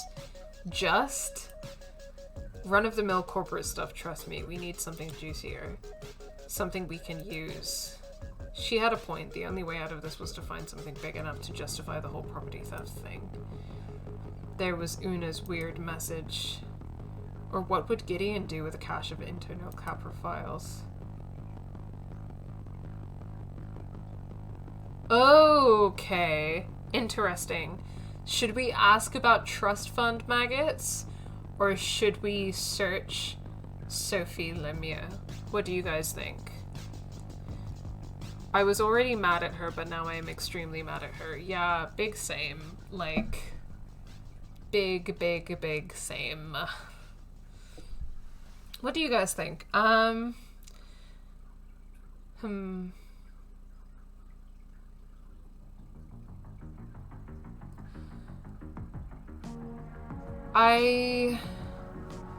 mean, I do think that Gideon could probably figure something out, but I also think that maybe that I think I'm interested in the trust fund maggots clue. Maybe stole and ask about Charlie. Okay, yeah, let's ask about Charlie, I guess. I'm concerned that it might not give me the other options again, so I'm thinking about going for trust fund maggots, if that's okay. What about trust fund maggots? What'd you just say? The van thing we did? What made you think of that? She was looking at me so closely it felt like the air around us went cold. Is something wrong? Sorry, I guess I'm just starting to freak out a little bit, you know? She's orange. I've been stuck inside this, like, human kennel for days. Maybe I fucked up, but I'm kind of in it now. No turning back. Hey, Athena. Search Sophie Lemieux. Yes, brilliant. Oh my god, are you seeing this? Documents spilled into the hollow space in front of Savvy. If even one of them had something big.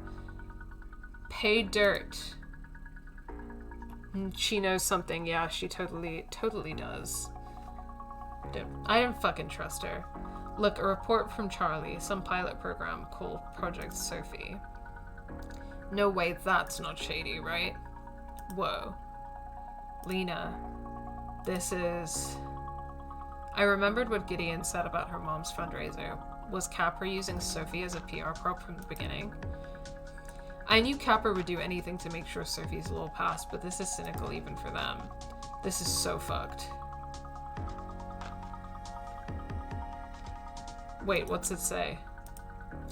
Capra acquired Fieldgrid a year ago. Total stealth acquisition, no public knowledge. So that's why Liam said they were handing them out at the protest. Are you serious? They've been harvesting my emotional data this entire time. Yours, mine, all in real time. A live diary of how we feel in our bones, streaming to the highest bidder. I can't even say I'm surprised. The whole internet already spies on what we watch, where we go, who we spend time with. Why would they stop there? Why not monetize the way we feel? That's not even the half of it. Listen to this bit on emotional priming. Oh, I don't like the sound of that. Each ad unit is customized to the viewer's current state, from passing billboards to holospace overlays to the backseat of every Capra car. Some sellers will want to target customers in negative or vulnerable states, while others cater to a relaxed or even an elated customer profile. Blue users respond most strongly to commercial messaging for alcohol, junk food, or VR escorts. Wow. Status items and vacation packages if we're yellow. Of fucking course. What about red? Ads for security systems and political campaigns are most effective when tuned to the red end of the spectrum. Which brings us to Project Sophie, their pilot program in electioneering. Wait, what? Listen to this. Our generative advertorial network creates customized images, slogans, and even full campaigns, so that we can proactively steer individuals into the desired affective state. So they can push us into whatever color suits them. More or less, their neural net experiments on you until it knows your most reliable triggers. Holy shit. It's factored into their whole network. Billboards, music, even the ambient light timbre of a Capra capsule. I thought of the sea of blue feel grids from The Vigil and how Liam said Capra was handing them out. Which means whenever you pick up your phone or when you're taking that Capra car to your polling place, they're already priming me. Every article I read, every song I hear, every sign I pass. So when you're casting that vote, they'll have you exactly where they want you. How do they want me? Depends. Could be angry or scared, blissed out or pacified. Whatever moves you into their voting block. It all made a terrible kind of sense. This crosses a line, right? This is automated psychological manipulation. Election laws, too. They've made every tiny micro-advert an undeclared political message. And we've got the receipts. We've got the receipts. This is what we use to steal the final news cycle back from Capra. We leak this, and it floods the zone. The vote is crazy close right now. If we wake up a few thousand pro-Capra sheeple, or just convince them to stay home, then boom. Capra's brand gets 2 black eyes, and their car ban is dead in Elo, probably everywhere. I could see it all playing out in my head. Savvy might just get away with it, Sophie's law would fail, and...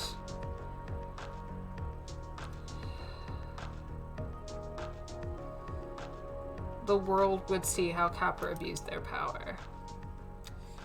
Not at all surprised, but still, damn. Yeah, for sure. It makes perfect sense, but it's also, like, still really fucked up to think about and, like, learn about. The world would see how Capra abused their power. Maybe they'd even lose some of it. Now we just leak to your contacts, sit back and watch. You should text them now. Which contact? The one who gave you the password. She's like some ex-Capra whiz, right? Unless you know someone better.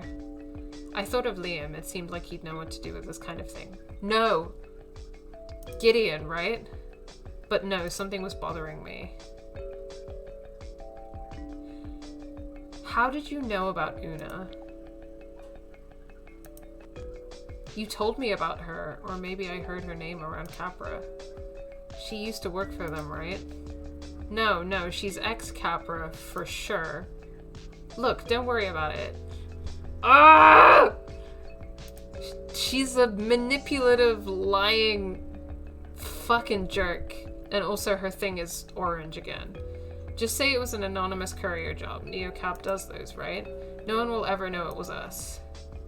Are you with me or not? Give me a sec to think.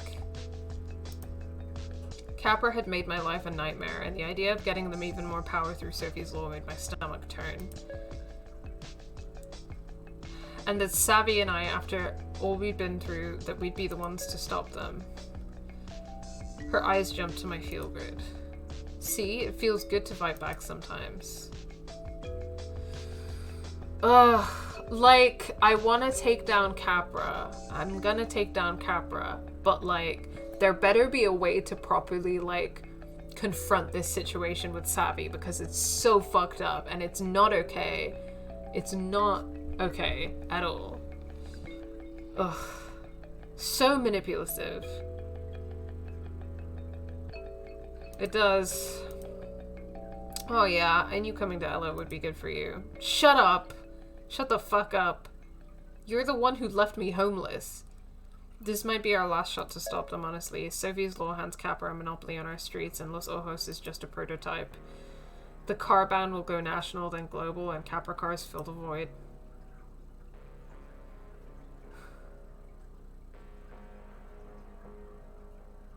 Also, I feel like Savvy knows something that's going to massive fuck you over. Oh, yeah, I feel nervous.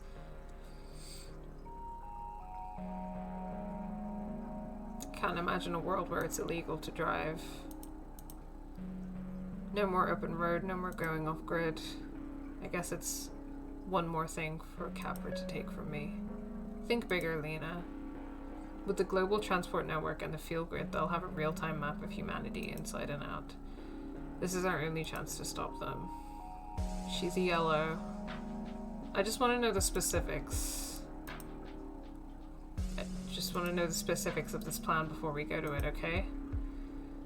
So we just make sure we give the files to someone with a following, an influencer, as long as they've got a following and are anti-Capra enough to take the heat. Then Sophie's law goes down and Capra doesn't get total control of everyone. At least not right now.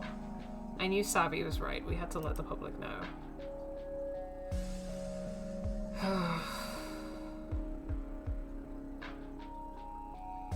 Was the chance of a lifetime. To take the stack deck and reshuffle the cards in our favor just this once. There was just one major problem. Your face is still plastered on every billboard in the city. How are you going to make the handoff? She's gonna get me to do it because she's a fucking dickhead. My luck has taken me this far. You know you're not safe out there. It'll be fine. I'm willing to risk it. We just need to move quickly. Every Capra and squad car is scanning for your face. I said I'm willing to risk it. You're taking a risk with both our lives, Savviest. Wait, what are you trying to say? Either you're on your own or I'm going solo. Oh no. I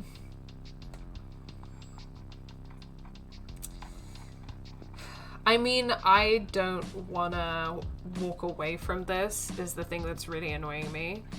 Like, I don't want to walk away from it. Obviously, I also don't want to, like, risk Lena on her own and protect Savvy, but this is not about protecting Savvy. This is about not trusting Savvy. And also not wanting to walk away from this. So, go solo. I don't trust her, and you need to have some agency in this somehow. Yeah, I agree. Let's go solo. I'm going solo. I'll make the drop-off, you stay here. You'll be safe, I'll be safe, Radix wins, everyone wins. You want to do this without me? This isn't your fight, Lena. You got me into this, you bitch. But you can let me help just for the last leg, right? Great plan, girl. You go and make history. I'll just twirl my thumbs in this tin can. Shut the fuck up. It's the only way. I don't know why you're being like this, but even I thought you were doing it for the right reasons. And not just trying to grab the glory. Oh my god. I hate her. I'm not sure I trust you to pull it off without me. Are you trying to make me feel like shit, you fucking dickhead? I'm not. I'm just being my honest self with you. How will we ever get as close as we used to be if I can't be honest with you? Oh my god. Oh my god. Oh my god. The emotional manipulation on this woman. Fuck you. It's like, you're like the least selfish person I know, and I was hoping we could do this together. Oh my god. I mean, after everything I've done for you, just give me this, okay? Fuck no. This could go really, really badly for both of us. Then why are you here? I was worried sick about you.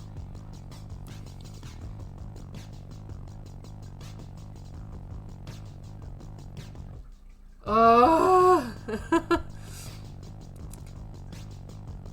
Hate this asshole.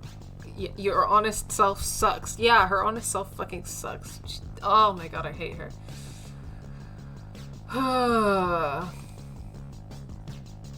You aren't hearing me. I feel like I want to say, you don't give a shit about me. You don't listen to me. You're a selfish fucking prick. You aren't apt, she interrupts. This was my idea to bring Radix to the next level, you know? No offense, but you, like, just got to LO and I've been working my way up for months. Oh my god. So I just need to do this my way and then I can bring you in, okay? She wasn't gonna budge. I knew from years of watching people get pushed in and out of our little circle. Savvy always got her way. Ooh. I'm just being my honest self sounds very white woman weaponizing to me. 100%. You know what's also really funny?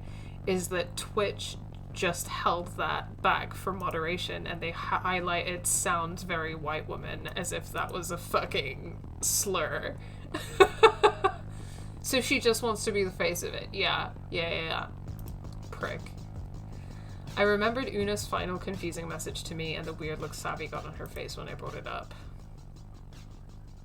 Hey Athena, search trust fund maggots. A new folder flew open on her holospace. At first all I saw was my name over and over again in the files.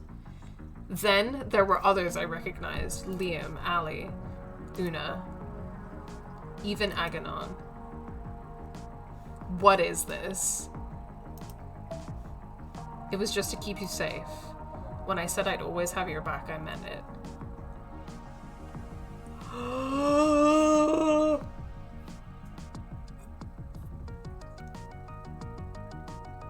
She's been fucking spying on us. She's the fucking... Holy shit, guys. Like, she's the worst. Like, holy shit. Like, I can't even comprehend this. Oh my god. I am a white woman. What are you gonna do now at Twitch chatbot?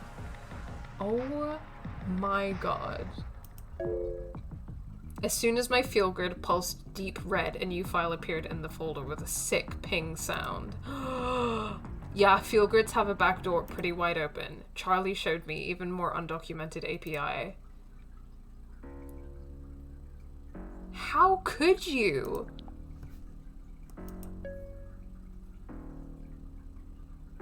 You gave me this so you could spy on me?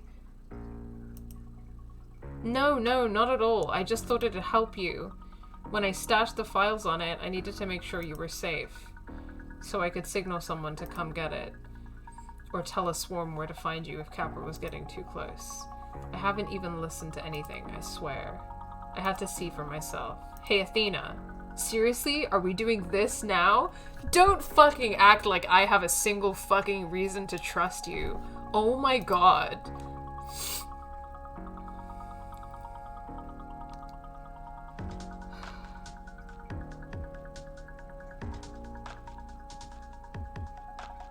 Play audio, Liam. Do you think I could send you the picture? You can tell me what you think. I want to share it. I think it's important, but... The blood rushed out of my face. I felt my knees wobble like I was gonna be sick or pass out.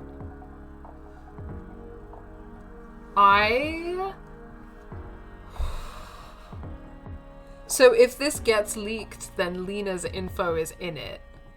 Yeah. Fuck. Okay, so obviously I'm fucking, like, furious about this, but this is an interesting choice. Like, my heart broke at the betrayal, or I was furious at her betrayal. Because, I don't know, I feel like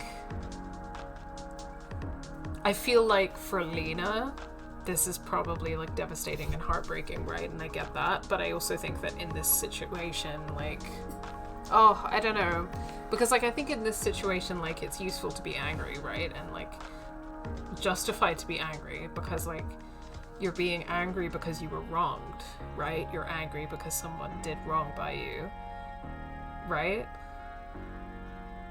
Now you'd be pissed. Yeah, I mean, I guess like I'd also be heartbroken, but like I think mostly I'd be fucking pissed, right? Like, yeah, I was furious at her betrayal. Been fucked around for a week, yeah, like, there's so many levels to how, like, shit this is. Truly the real worst best friend. How could you do this? Do you even understand what a huge violation this is? Oh god, don't act like you're mad over this. Oh my, the gaslighting! The emotional manipulation. What a horrible person. You have nothing to worry about. It was just to keep tabs on the file. I swear, I haven't even looked at what it recorded. She just went green. So now it's time. We'll leak the Capra files and go get a drink, okay? Oh my god. You don't get it, do you? I'm doing this by myself. You ditched me and then spied on me for days. Why would I go anywhere with you? All by yourself, huh? That's not happening. I've worked way too hard to just let you walk out of here without me. You're the one that's been transporting stolen dogs for days, remember? And who knows what else is in those recordings. Don't make me turn you in. Wow. Holy shit. For someone who's literally about to fuck you over like your whole life. Fuck off, get in the bin, Savvy.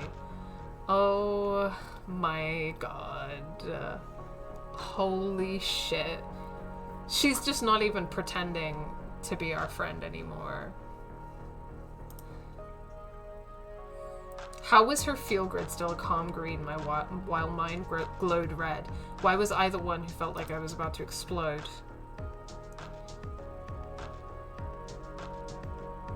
Are you blackmailing me right now? It's not like I want to. Oh my god, you are not the victim in this, you horrible, horrible woman. Come on, this isn't us. Blah, blah, blah. And this isn't you trying to sabotage me. Oh my god. I know you're better than this because I know you better than you know yourself. Oh my god.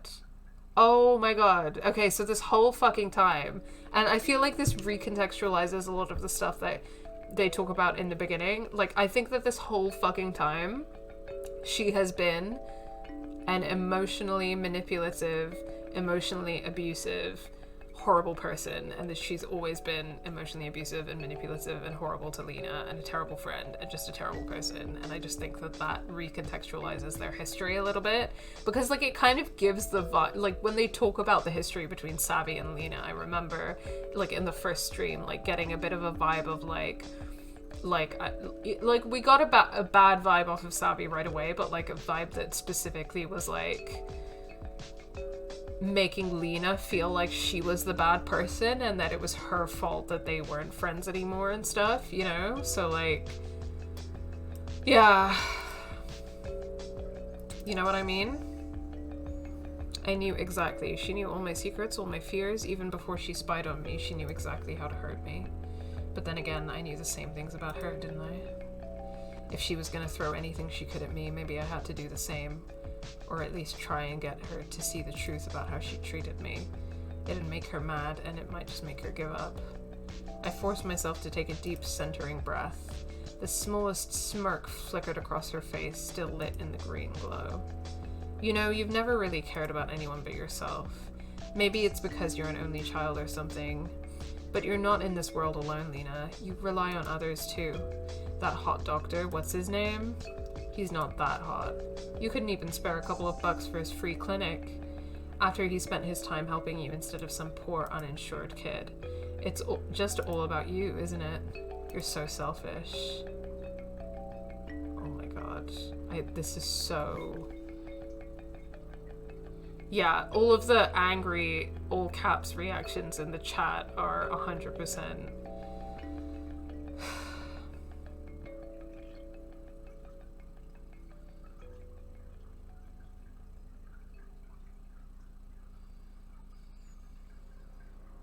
Okay, how to play this. So she did listen. Yeah, she did. She's a lying, manipulating piece of shit. Okay.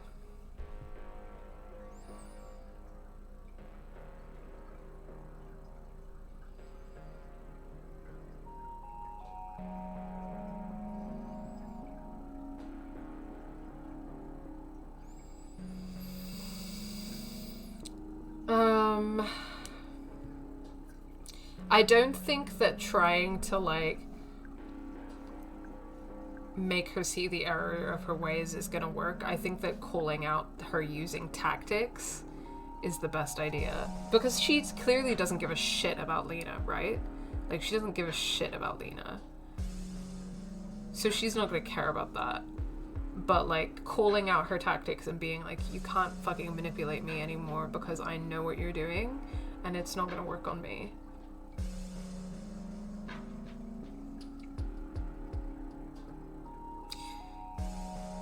You're just I think you're just trying to guilt me into helping you is the best way to, is maybe the best one. Or don't turn this on me. I'm not...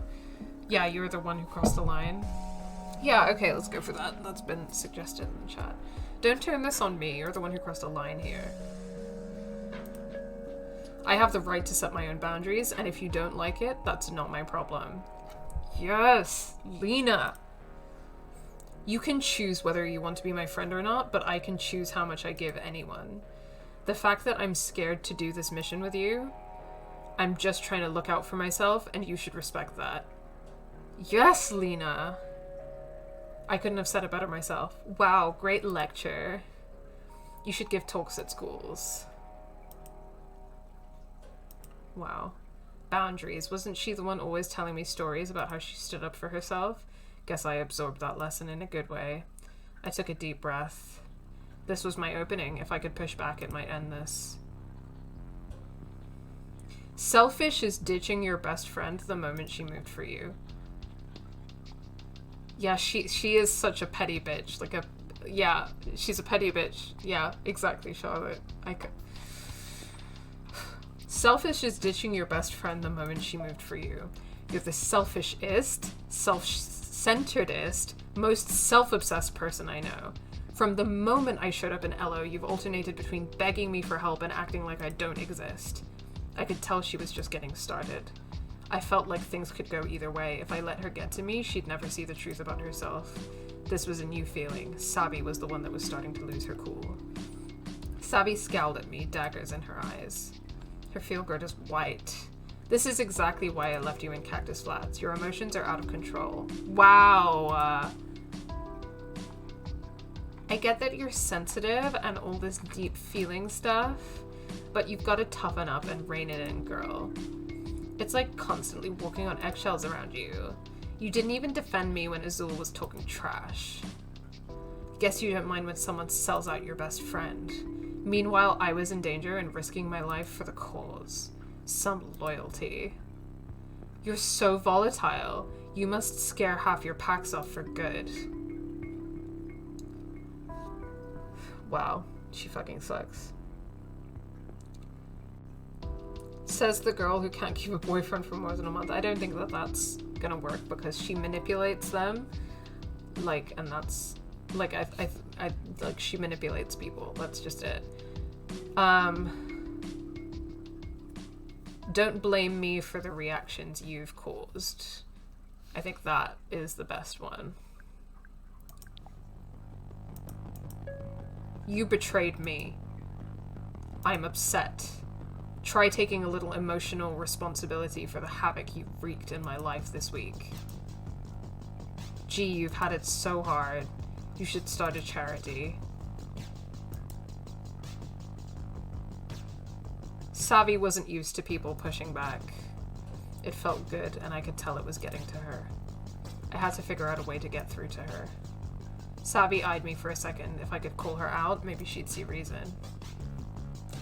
I'm volatile. A few days ago, you asked me to move here to be with you.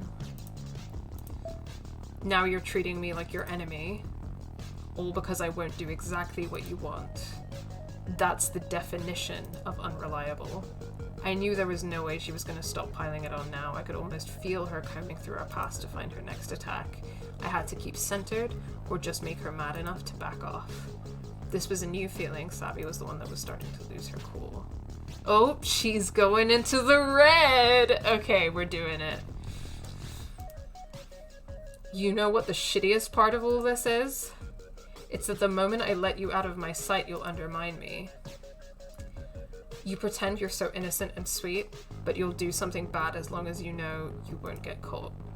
That's basically lying. You're a fraud. At least I'm always real with you. You're practically a robot.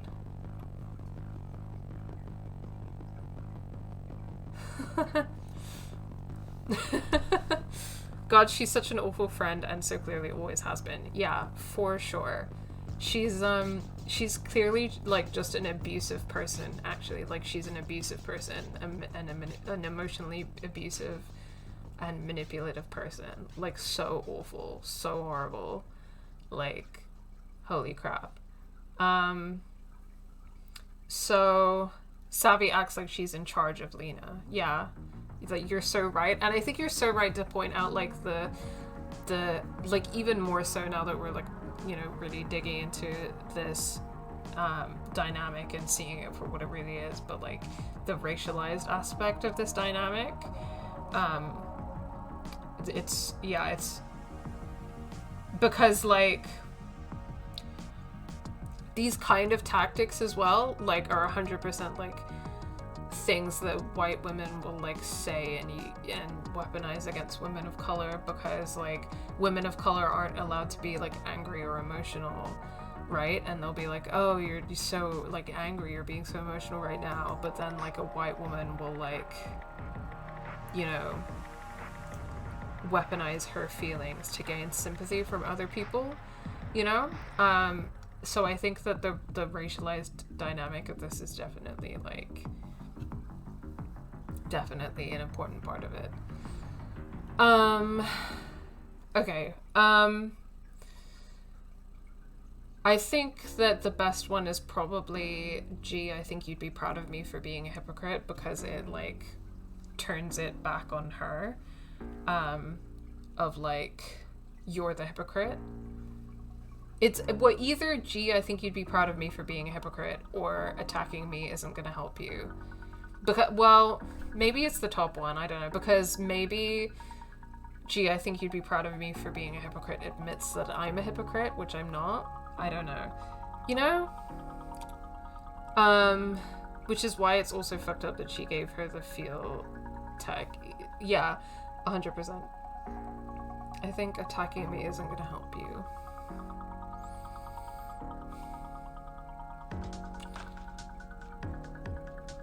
Yeah. Sure, okay, let's do that. Attacking me isn't gonna help you.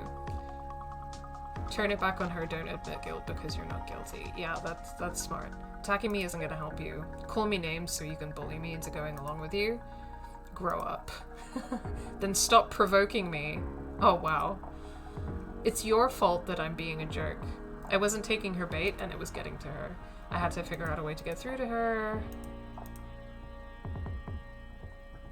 You think I'm the phony? Your whole activist persona is fake.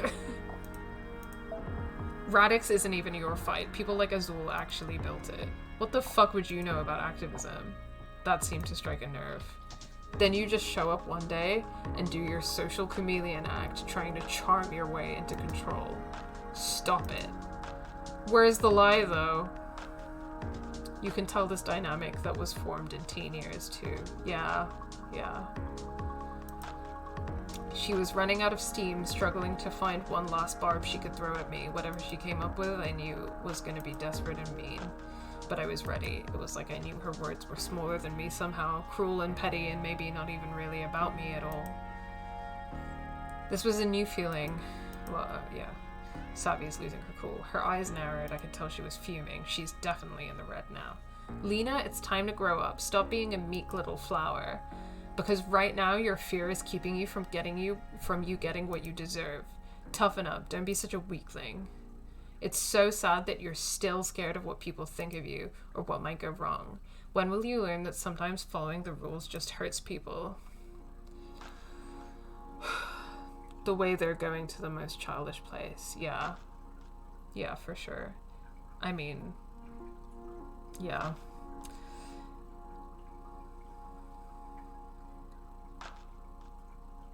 This has nothing to do with being meek or not.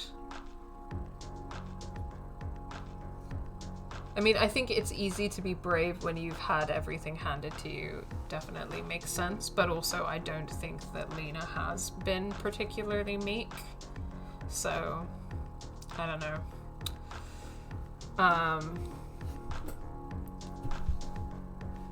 Because I feel like the top one kind of concedes that Lena is meek, which I don't think is true. So, yeah, the last one. Okay. This has nothing to do with being meek or not.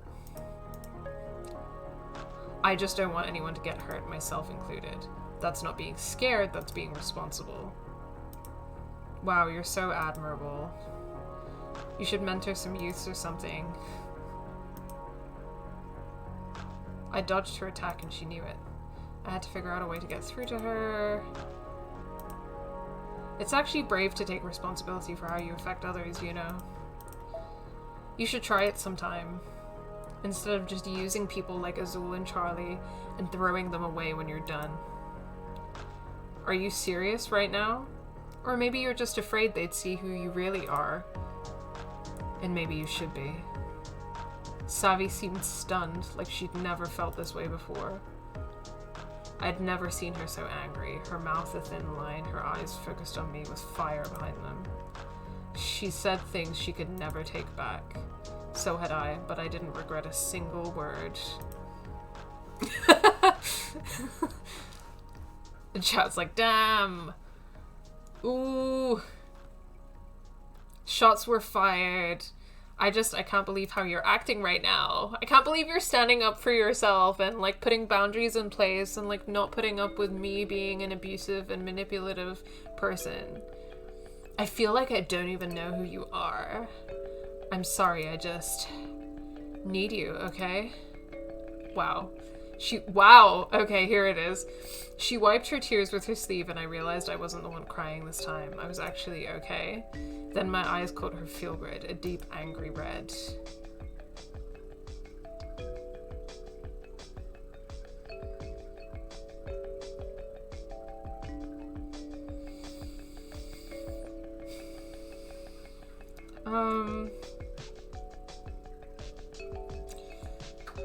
I don't really feel sorry for her. Like, I understand that, like, why ever she is the way she is probably has, like,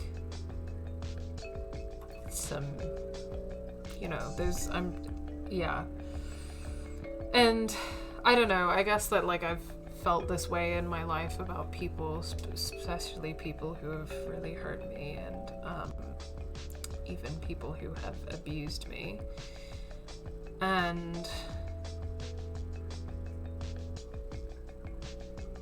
sometimes I've thought, you know, that person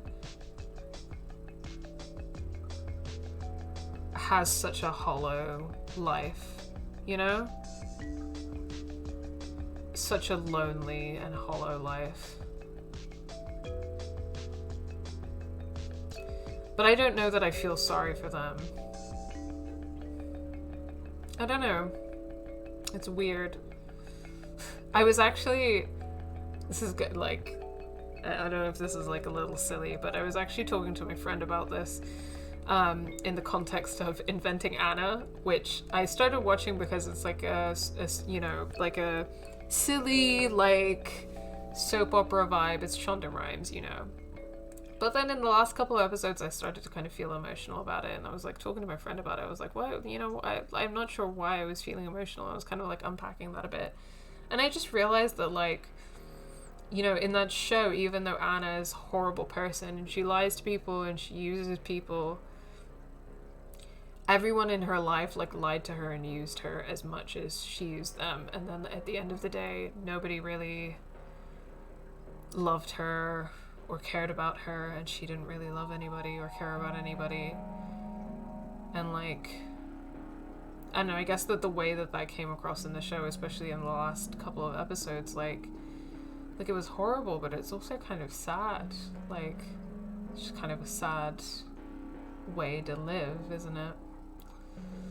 So I get that there are complicated feelings here, and I think that you can feel sorry for someone in that way. But I don't know that I want to concede that at this moment, you know? And but I do think it's important to say that and to talk about that, because, you know, at the end of the day, that's why, like, for me personally, I believe in transformative justice and stuff, right? Like, because people aren't the way that they are for no reason. And of course, like, always impact over intention. And, like, the reasons why people do the things they do is never an excuse. And 100% both of those things. But at the same time, I think that if we understand how people become this horrible, like how people become this nasty and abusive and manipulative, then we can actually solve the problem, you know? So I think that it's important to say and kind of like have that conversation here. I think in the context of what's happening right now and how I'm feeling right now, I don't think that it's a good idea to lean into feeling sorry for her, because I think she would just use that as a, like, right now in this moment, she would just use that as a reason to, like, manipulate Lena again. And we're not having that, you know? Like, I don't know, maybe, like, in private or, like, down the line or whatever, like, it could be something to think about. But I think that in this moment that they're having this argument, I don't think it's a good idea to lean into that. So I'm just gonna go with, of course.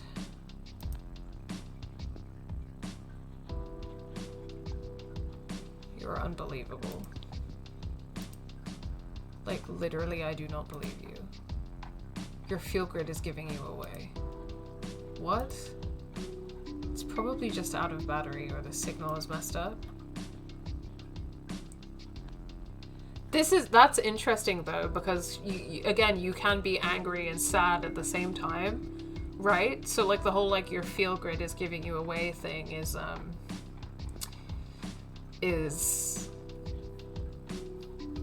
you know, like, I don't know how I feel about that, right? Still, her tears suddenly dried up. Since when do we need this thing to know how we're feeling anyway? You're the one who gave it to me. She's the one who gave it to Lena and was like, you know, this way we can know what we're feeling and like blah, blah, blah. So, okay, yeah, she's still manipulating right now. And that was the right choice to not lean into feeling sorry for her. No one knows me like you do. Oh my god, okay, here it is. So classic abuser tactics are to make someone feel like absolute shit about themselves, to gaslight them and make them question their reality, but then also to tell them that you love them and that you care about them and that it all comes from a place of love.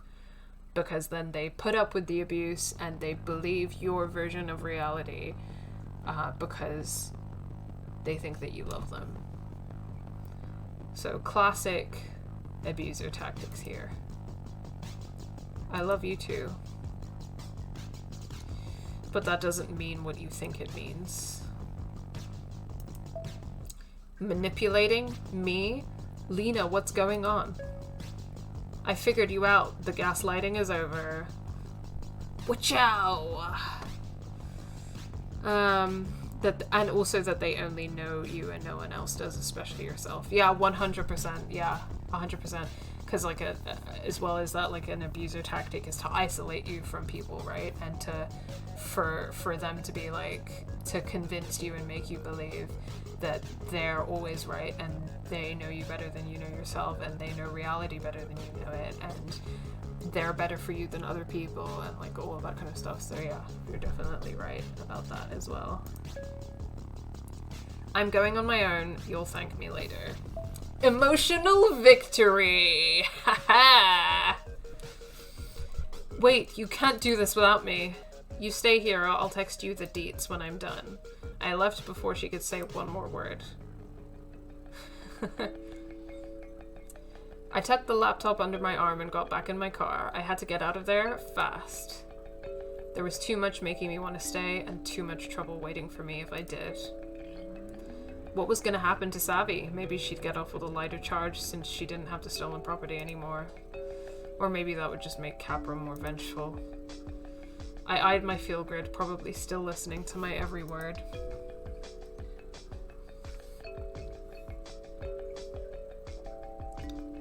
Ooh, it wasn't too late for me to end this. One quick toss out of the car and it'd be smashed against the pavement. I rolled down the window and took a deep breath.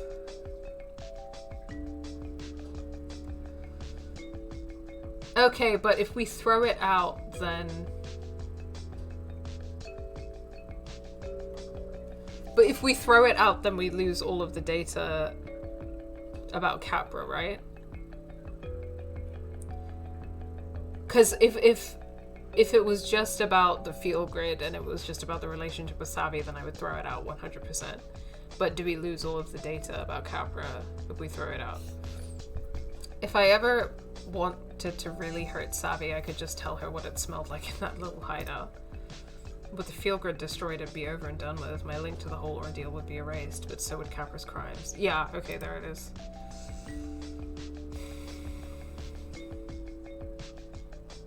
I'm sticking with the plan. I'm sticking with the plan.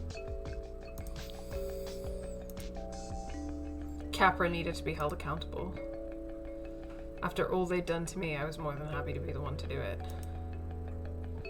Liam would know exactly what to do with the Capra documents, how to make sure they were seen, and as for all of Savvy's files on me, once I wiped the laptop, it'd actually be a pretty nice thing to have around.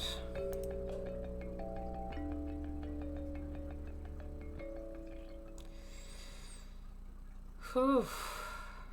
So I did it. I took down Capra. Okay, sure. Capra leaks. All from the seat of my trusty beat-up Neocap. And all I had to do was let their own words out into the light of day. The leaked documents broke just days before the vote on Sophie's Law. Suddenly all anyone could talk about was how Capra had sold out our field grids, and whether poor Charlie had really deserved to be practically chased out of the city by an online mob. But the one thing everyone agreed on, Capra couldn't be trusted to take over every street in LO. So it all ended. Sophie's Law failed the vote, Capra had to agree to the smallest bit of public oversight, and Savvy was cleared of her charges. All good things, I guess, and I still have my job. But there was nothing really keeping me in Los Ojos anymore, was there? We made friends here. I think that it's a good idea to stay here because we did make friends and a community here. Ugh, here she is. Hey, so I wasn't gonna text you for a while, but I thought of a way we can work things out. Ugh. I have a new piece of info that I think changes everything. Can't say more than that now. I am done with your bullshit. Being cryptic, not telling me things, like using info, like being like, oh, I have something for you, blah, blah, blah. Like, no. I blocked Savvy's number. Just, yeah, all of the no's and the ughs in the chat. I blocked Savvy's number.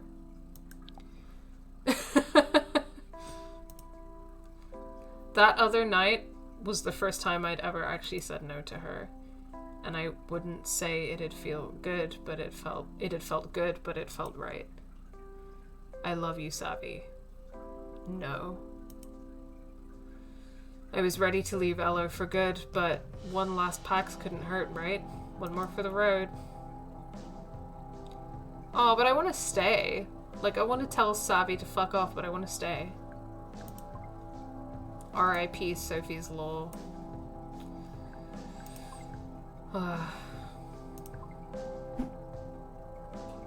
One last Pax.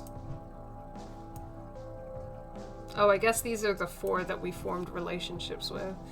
Okay, who should our last Pax be? Do we want Liam, Fiona, Gideon, or Una? What do you guys think? I'm definitely going to find out what the other response was later. Yeah, I'm definitely interested in seeing a lot of the other outcomes for this game, for sure. I think it has a lot of replayability. And, like, for folks in the chat, like, if you liked this playthrough, then definitely consider checking it out on Steam. Like, I remember it being pretty affordable. I don't remember how much it was exactly, but I remember it being pretty affordable, so do check it out on Steam and consider playing it yourself and, like, choosing some other things and stuff. Liam or Gideon? Maybe Liam because he helped you leak it. Yeah, I feel like I'm leaning towards Liam or Gideon as well, just because... I don't know, I don't like Una the best. Una is not my favorite, but I'm also interested in Una just because she's the one who gave us the clues about Savvy. You know what I mean? So, I'm interested in Una. I would like... Obviously, like, Gideon is my favorite, so it would be fun to see her, but I think that I'm interested in... probably more interested in Una or Liam because of their involvement in the whole thing. Especially Una because of her giving us that clue. So, I'm not sure. I'm not sure, you know?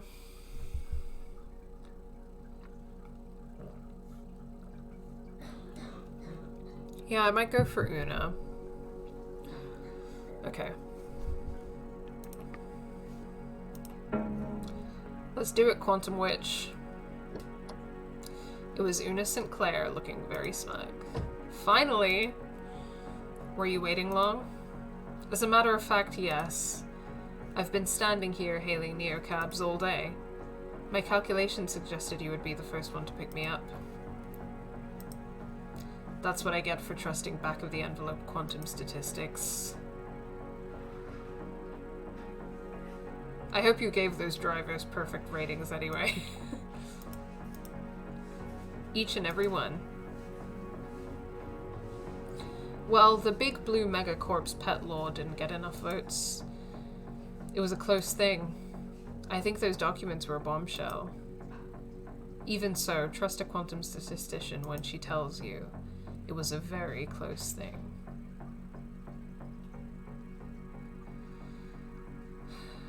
Did you vote for it? Me? Of course not. Sophie's law might have made the city marginally safer, but it would have also made it much more boring. Oh my god. Why is she like that? And you know I don't like boring.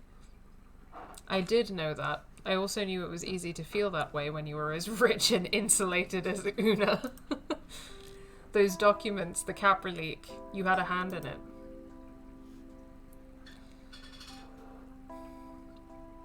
You did too. It was an honor to be asked. But now, after all that, you're leaving. How did you know that? If I run the numbers in my head, I can see you dropping me off, and normally what comes next would be a wild tangle of probability. Maybe this passenger, maybe that one. Maybe this road, maybe that one. But that's not what I see. You see the end. Not the end, but an ending. Yes, it's coming fast now. We arrived at Una's destination, a giant apartment building in the Steve. It was enormous. People flowed in and out of the yawning entrance in a torrent, a roiling cauldron of life.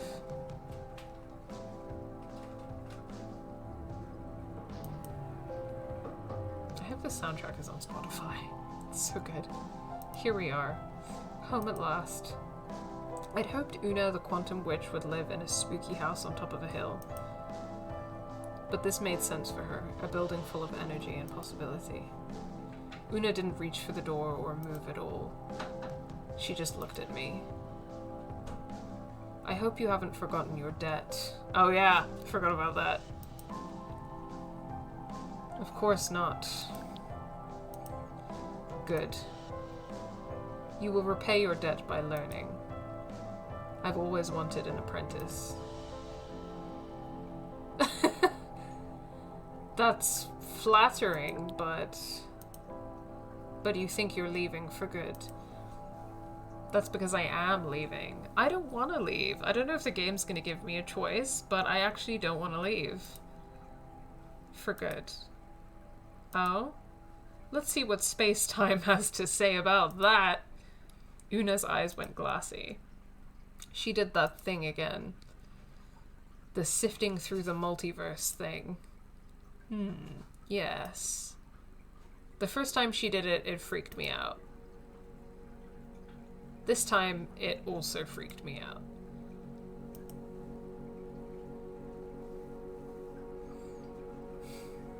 Wake up, O mistress of math and magic.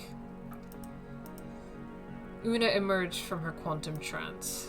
Just as I suspected. What? I conducted a quick survey, and of the quadrillion timelines I pursued, you remain outside Los Ojos in roughly 20 trillion. 20 trillion Linas exiled from the automatic city. 20 trillion Linas stuck forever in cactus flats. Oh. But that's nothing! 20 trillion out of a quadrillion? A measly 2%. You'll return, Lena.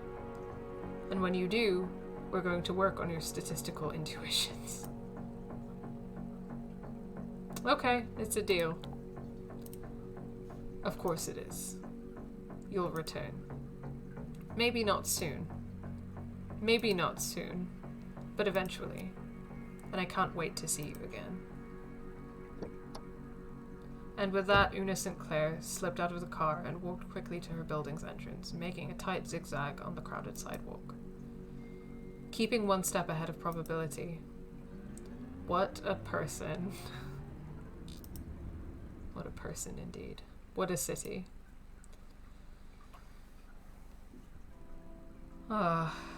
Is that it? Is that the end? That sounds like credits. Oh, yep, credits. Wow. What a game. It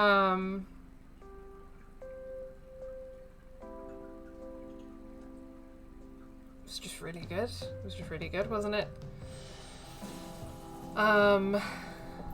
Yeah, I mean, I don't know how soon I'd play the whole thing again, but I would play it again because I'd be really interested to see a lot of the other routes, talking to some of the other passengers, making some different decisions. But I'm pretty happy about how that playthrough went.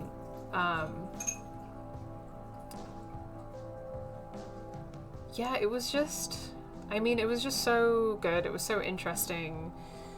I mean, I said a lot of this in the first VOD, but like, even from a design point of view, like that was a visual novel. That was the most gorgeous, dynamic visual novel I've ever played. Because like gameplay wise, right, that's what it was. It was a visual novel. You read out the things, you made dialogue choices. But it was so dynamic, like visually, and yeah, just visually, I would say mostly. And yeah, just like with the animation, the different like art styles, like the 3D art and the 2D art, and it was just always moving, you know? And I feel like that was so impressive because I've never played a visual novel that was that dynamic. And the thing about visual novels is that sometimes, like, because they're like so still and they don't move that much, sometimes, you know, like I can kind of like switch off and like lose my attention. But this was constantly like visually engaging in a way that I've honestly just never never played a visual novel that was so brilliant visually speaking. The plot was fantastic. Like, it was engaging, it was interesting, it was like politically really interesting. The characters were like really nuanced. The choice mechanics were interesting. Like, they added like a spin to it with the emotions thing that was really interesting. So it was mechanically and narratively interesting, as well as visually. It was just so good. Like, I feel like I have nothing but praise, really. Like, I can't even really like think of, like, nothing is coming to mind for me right now that I have to say about it that's negative. Like, I feel like I have nothing but praise. It was just so good. It was so good.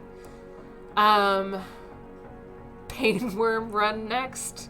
Yeah, maybe. I'm looking forward to the sequel with Quantum Witch Lena. Yeah, God, it's just such a good game. I'm so happy that I played that. I enjoyed that so much, and it was just really good. Oh, if it moves, it's Capra, the first ride-sharing company to achieve total automation. Capra has grown. Oh, okay, it's just a loading screen. Yeah, I mean, we saw the credits there. Thank you so much to all of the people who worked so hard on this game. It was incredible. Like, what you've done is incredible. I really enjoyed it. It gave us so much to think about, so much to talk about. Like, politically and emotionally. It's just brilliant. I just loved it. It reminded me a lot of Eliza, if you've ever played that. I saw a playthrough of Eliza, like someone else playing it, like a really long time ago, but I've actually been meaning to play it myself for the channel at some point, so I do want to stream Eliza at some point, because I haven't actually played it myself, and it's been a really long time since I watched the playthrough, so I've been wanting to do that. Well, thank you guys so much for coming to the stream. Thank you for being engaged in the chat. I always really appreciate that. It just helps make these streams so much more fun and engaging for me, and hopefully for you as well. I just had a great time. It was such a great game, much to think about. Like I said, if you liked it and are interested in seeing more content, then I definitely recommend checking it out on Steam, seeing if it's affordable, and if like you fancy buying it and playing it yourself and seeing some of the other routes. And if you do, like, tell me. I'd love to hear. I'd love to hear about it. All right, thank you guys so much. Lots of love. Hope you have a good night or a good time zone wherever you are.